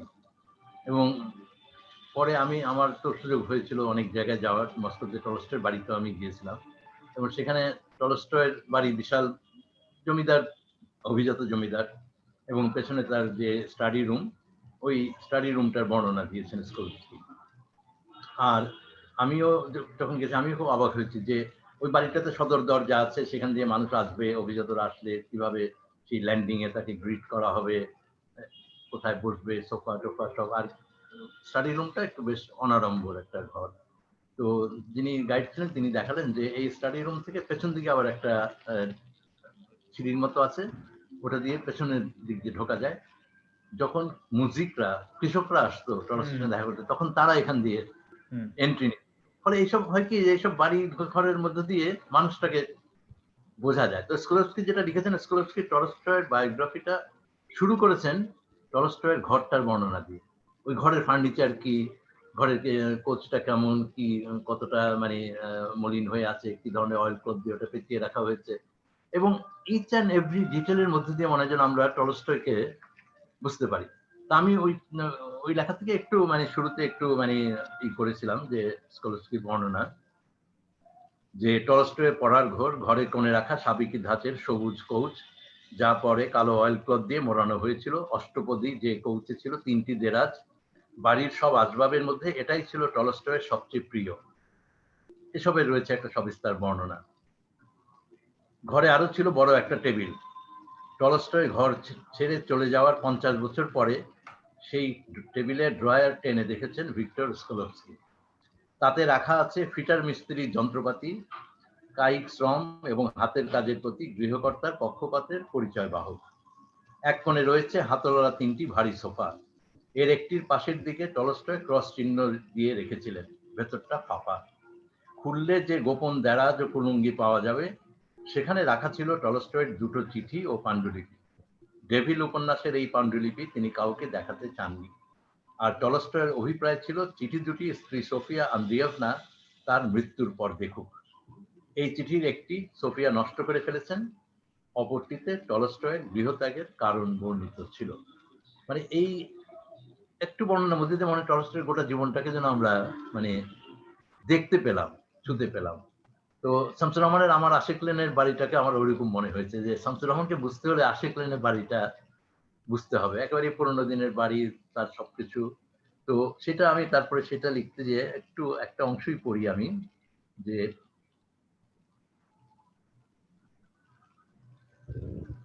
একটু মানে লম্বা পড়তে একটু প্রলোভন হচ্ছে আর কি।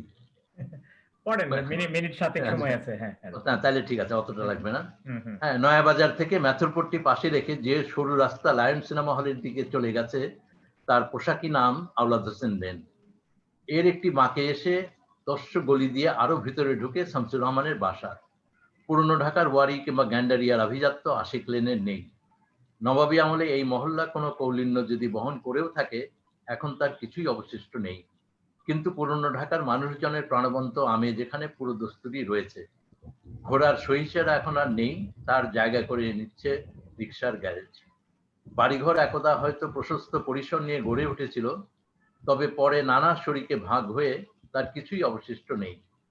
কমরেড প্রেস ডান দিকে রেখে, তার বাবার প্রেসের নামটা ছিল কমরেড প্রেস, সাবেকি কমরেড প্রেস ডান দিকে রেখে হাইডেলবার্গ মেশিনের ফোঁস ফোঁস শব্দ তরঙ্গের মধ্য দিয়ে পৌঁছে যেতে হবে সেই পুরনো ছাদের একতলা গৃহে।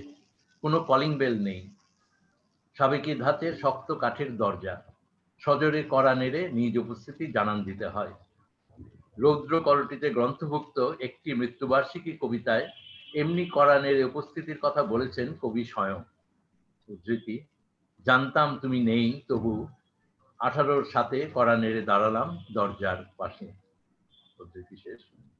ছোট ছোট অপরিসর ঘর সংসারের চাহিদা পূরণের জন্য একান্ত অপর্যাপ্ত, কিন্তু আসবাব ঠাসা হাঁসফাঁস ভাব নেই মোটেই। মাঝখানে এক রত্তি উঠোন, দোপাটিয়া কিংবা গাঁদা ফুল বাগান হিসেবে কোনো পোশাকে অস্তিত্ব জাহির করছে না, বরং আটপৌরে গৃহসঙ্গীর মতো বেড়ে উঠছে। এক কোণে একটি ডালিম গাছ, কোথাও বাড়তি যত্নের পরিচয় নেই, তেমনি অযত্নের ছাপও খুঁজে পাওয়া যাবে না। ছাদের কড়িকাঠে কিংবা সুরকির দেয়াল, জানালার খড়খড়ি 20 শতকের শুরুর দিককার গৃহ নির্মাণ ধারার প্রকাশ ঘটিয়েছে।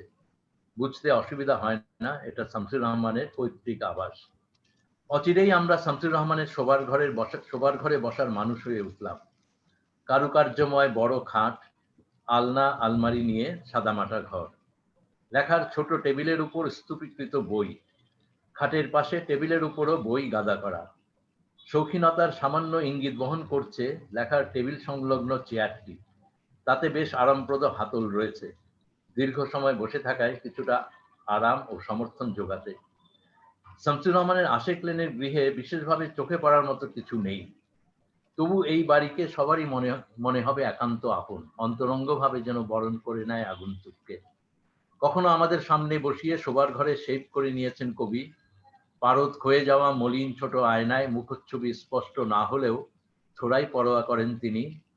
বিলাসিতা বলতে বুঝি রয়েছে তাঁর কবিতার খাতা, মোটা কাগজের বিদেশি ডায়েরিকে কবিতার খসড়া খাতা হিসেবে ব্যবহারে তিনি বিশেষ আনন্দ পান। শামসুর রহমানের কবিতাতে খুঁজে পাওয়া যাবে এই বাড়ি। এখানে কত রাত তার কেটেছে অনিদ্রায়, কত স্বপ্ন পাখা মেলেছে এই ঘরোয়া পরিবেষ্টন থেকে। 60-এর দশকে বিশ্ববিদ্যালয়ের হলগুলোতে সাংস্কৃতিক উৎসব পালনের রেওয়াজ ছিল। এমনি আয়োজনে আবৃত্তি প্রতিযোগিতার বিষয় হিসেবে শামসুর রহমানের দুঃখ কবিতা বিশেষ জনপ্রিয় ছিল। কবিতায় ব্যক্তিগত দুঃখের কথা বলার মধ্য দিয়ে আবৃত্তিকার সকলে বুঝি জাতির দুঃখকে স্পর্শ করতে চাইতেন। এই কবিতায় শামসুর রহমান লিখেছিলেন, উদ্ধৃতি, আমার বারান্দায়, ঘরের চৌকাঠে, কড়িকাঠে, চেয়ারে, টেবিলে আর খাটে দুঃখ তার লেখে নাম। ছাদের কার্নিশ, খড়খড়ি, ফ্রেমের বার্নিশ আর মেঝের ধুলোয় দুঃখ তার আঁকে চক্ষরি। উদ্ধৃতি শেষ। আশেক লেনের বাড়িকে প্রত্যক্ষ অপ্রত্যক্ষভাবে পাওয়া যাবে শামসুর রহমানের অনেক কবিতায়। শ্যাওলা আকীর্ণ যে ইটের দেয়াল ঘেঁষা সরু পথ দিয়ে হেঁটে পৌঁছতে হয় তার বৈঠকখানায়, সেই পাঁচিল, সেই শ্যাওলা তার কবিতায় বারবার ফিরে আসে। ঘরের এমনি অনেক সামান্যের মধ্যে তিনি মধ্যবিত্ত জীবনের আনন্দরূপ সন্ধান করে বেরিয়েছেন। রৌদ্র করটিতে গ্রন্থভুক্ত আরেক কবিতায়, ডায়েরির একটি পাতা, তিনি লিখেছেন, উদ্ধৃতি, আলনায় ঝোলানো আমার ইজের কামিজ, সাদা দেয়ালের ফুল, টেবিলে পুরনো ছবি, শুকনো ফল, দাড়ি কামাবার সরঞ্জাম, অসমাপ্ত কবিতার পাণ্ডুলিপি, বই, সবকিছু ঝলমলিয়ে ওঠে আশ্বিনের রৌদ্দুরে এবং মনে হয় থাকবো এখানে চিরদিন। এই তো শামসুর রহমান, তুচ্ছতার মধ্যে জীবনের আনন্দ খুঁজে পান যিনি, এবং ক্ষুদ্রকে ভরে দেন বৃহতের উপাদানে, আর লেখেন, উদ্ধৃতি, এই সব দৃশ্যাবলী প্রচুর দেখেও সুখ, ইচ্ছে হয় উঠোনের গাঁদার চারাটা ঠিক করে দেই আর পাঁচিলের কাককে কুশল শুধাই। উদ্ধৃতি শেষ। স্বাধীনতার পর 1975 সালে প্রথমবারের মতো ঢাকা এসেছিলেন শঙ্খ ঘোষ। তাকে নিয়ে যাই যখন আশেক লেনের বাড়িতে, ভেতরে পা রেখেই তিনি বললেন, বাড়িটা তার খুব চেনা, যেন আগে বহুবার এখানে এসেছেন। শামসুর রহমানের কবিতার নিবিড় পাঠ গ্রহণ করে আশেক লেনের বাড়ি শঙ্খ ঘোষের কাছে আর অচেনা থাকেনি। এটুকুই পড়লাম। বাহ, অসাধারণ, চমৎকার একটি লেখা। ঠিক ঠিক 9টায় বেজেও গেছে, ফলে আমরা এখন আসলে রীতি টানবো। আপনারা যারা আজকে আমাদের সঙ্গে যুক্ত হয়েছেন এখানে এবং লাইভে, যারা মন্তব্য করেছেন, প্রশ্ন লিখেছেন, তাদের সবাইকে ধন্যবাদ জানাচ্ছি। বিশেষভাবে ধন্যবাদ মফিদুল ভাইকে, তিনি তার এত ব্যস্ততার মধ্যে এসে আমাদেরকে সময় দিয়েছেন, ঘন্টা দেড়েক সময়, এবং তার জীবনের ঝাঁপি খুলে দিয়ে এমন অমূল্য সব রত্ন রাজি সন্ধান আমাদের দিয়েছেন। সত্যি মনে হলো যেন একটা ইতিহাসের যাত্রা পথ ধরে আমরা তার সঙ্গে এগিয়েছি, এবং একটা আশা এবং একটা স্বপ্নের অনুভূতি কিন্তু আমাদের প্রত্যেকের মনে কাজ করছে। আমরাও শামসুর রহমানের ভাষাতেই বলি যে বাংলাদেশ স্বপ্ন দেখে, তার সঙ্গে আমরাও স্বপ্ন দেখছি। তা আমি এবার অনুরোধ করবো মফিদুল ভাইকে একটি উপসংহার মন্তব্যের মাধ্যমে আজকের অনুষ্ঠানের ইতি টানার জন্য। আসলে মানে আমি আমাদের জেনারেশন আমরা খুব সৌভাগ্যবান, দুর্ভাগ্যবানও আমরা অনেককে হারিয়েছি, আমাদের অনেক বন্ধুদের, কাছের মানুষদের। আবার এই স্বপ্নগুলো যেরকম মানে বহমান আছে। আর আমি বলব যে আমার খুব ভালো লাগছে আজকে আলম খোরশেদ এখানে আছে এবং ওর তো মনে থাকার কথা খুলনা রবীন্দ্রসঙ্গীত সম্মেলন, সেই একেবারে ৮০ দশকের। আলম খোরশেদ বলতে তখন ছাত্র হ্যাঁ, বা ছাত্রত্ব শেষ হয়েছে, হ্যাঁ, একেবারেই হুম। মানে নবীন যুবক। ও হ্যাঁ, কিভাবে আমি বলবো যে ভাসতেই সে যুক্ত হয়েছিল এই সম্মেলনের সঙ্গে। আর অসাধারণ ছিল সেই খুলনা সম্মেলন এবং সবচেয়ে বড় কথা যে অনেক প্রবীণ মানুষেরা, শওকত ওসমান, কামরুল হাসান, নওয়াজেশ ভাই তারা নেই, কিন্তু এই যে মানুষের কাছে নিয়ে যাওয়া যে শিল্পের বাণী, সংস্কৃতির বাণী, সঙ্গীতের সুর, ছন্দ, কবিতার ঝংকার, এটা খুব গুরুত্বপূর্ণ। এবং আমার তো ভালো লাগছে যে সেই আলম খোরশেদ আবার সেই ধারাটা বহমান রাখছে। চট্টগ্রামে বিস্তার গড়ে উঠেছে একটা সাংস্কৃতিক কেন্দ্র হিসেবে। আরো যারা এখানে যুক্ত হলেন, আমি বিশেষ করে নবীনদের ব্যাপারে আমি খুব আশাবাদী যে তারা অনেক কিছু পাচ্ছেন, অনেক কিছু তারা নতুন ভাবে বিচার বিশ্লেষণও করছেন এবং তারা অনেক এগিয়ে নিয়ে যাবেন। যে বাংলাদেশ স্বপ্ন দেখে এবং সেটা মানে সেই স্বপ্ন দেখাটা বাংলাদেশের জন্য খুবই মানে বাস্তব, মাটিতে দাঁড়িয়েই বাংলাদেশ স্বপ্ন দেখে। আর এখনকার বাংলাদেশ সমস্যা অন্তহীন, কিন্তু সম্ভাবনাও বাংলাদেশের অজস্র। আর আমরা যেন সম্ভাবনার দরজাগুলো খুলতে পারি এবং অনেকের জন্য খুলে দিতে পারি, এটাই খুব বড় দায় আমাদের। তো আমরা এটা হয়তো আমাদের জীবন যে সৌভাগ্যের কথা বললাম সেটার মধ্য দিয়ে আমরা চেষ্টা করেছি, যেটা আমি বলছি যে আমরা সক্রিয় থাকার চেষ্টা করেছি সবাই, যে যেরকমটুকু পারি, এটুকুই আমাদের ভূমিকা। কিন্তু বাংলাদেশ মুক্তিযুদ্ধ অনেক দরজা খুলে দিয়েছে, ফলে আগামীতে বাংলাদেশ নিশ্চয়ই আরো অনেক রকম ভাবে এই যে স্বপ্ন বাস্তবায়ন, সমৃদ্ধির জায়গা এবং বিশেষ করে সকল মানুষের যেন আমরা বিকাশের সুযোগটা করে দিতে পারি। আর সবচেয়ে বড় কথা যেন সম্প্রীতির সমাজ, যেটা আমাদের একেবারে গভীরে প্রথিত, সেটা নানাভাবে সেটা হুমকির সম্মুখীন হচ্ছে, সেটা যেন কোনোভাবে জায়গা করে না দেওয়া যায়। কেউ যেন কোনো কিছুকে বিকৃত না করতে পারে। ধর্মকে বিকৃত করেই পাকিস্তান এই নিষ্ঠুরতা ঘটিয়েছিল। ধর্মকে বিকৃত করে এই সমাজকে আবার ভেতর থেকে ভেঙে দেওয়ার অনেক রকম আয়োজন আছে, কিন্তু মানুষ শিল্পের স্পর্শে, জাদুর সুরের স্পর্শে মানুষ মানবতা শক্তি নিয়ে জাগবে। এটা ইতিহাস আমাদের দেখিয়েছে, আমরা নিজেরা দেখেছি সচক্ষে এই জার্নিটা।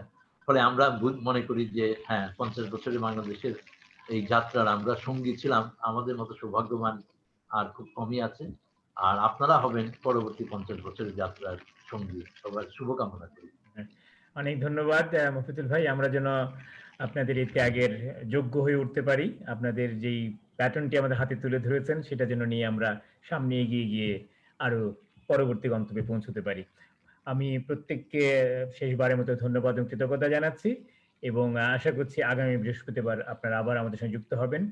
এমনি কোনো একজন বিশিষ্ট সাহিত্য ব্যক্তিত্বকে নিয়ে আমরা আপনাদের সামনে হাজির হব আগামী বৃহস্পতিবার 19 তারিখ সন্ধ্যায়। ততদিন ভালো থাকবেন, সুন্দর থাকবেন, সুস্থ থাকবেন। শুভরাত্রি। ধন্যবাদ আলম হোসেন, বিদায় নিচ্ছি। হ্যাঁ, ধন্যবাদ সবাইকে আবারও।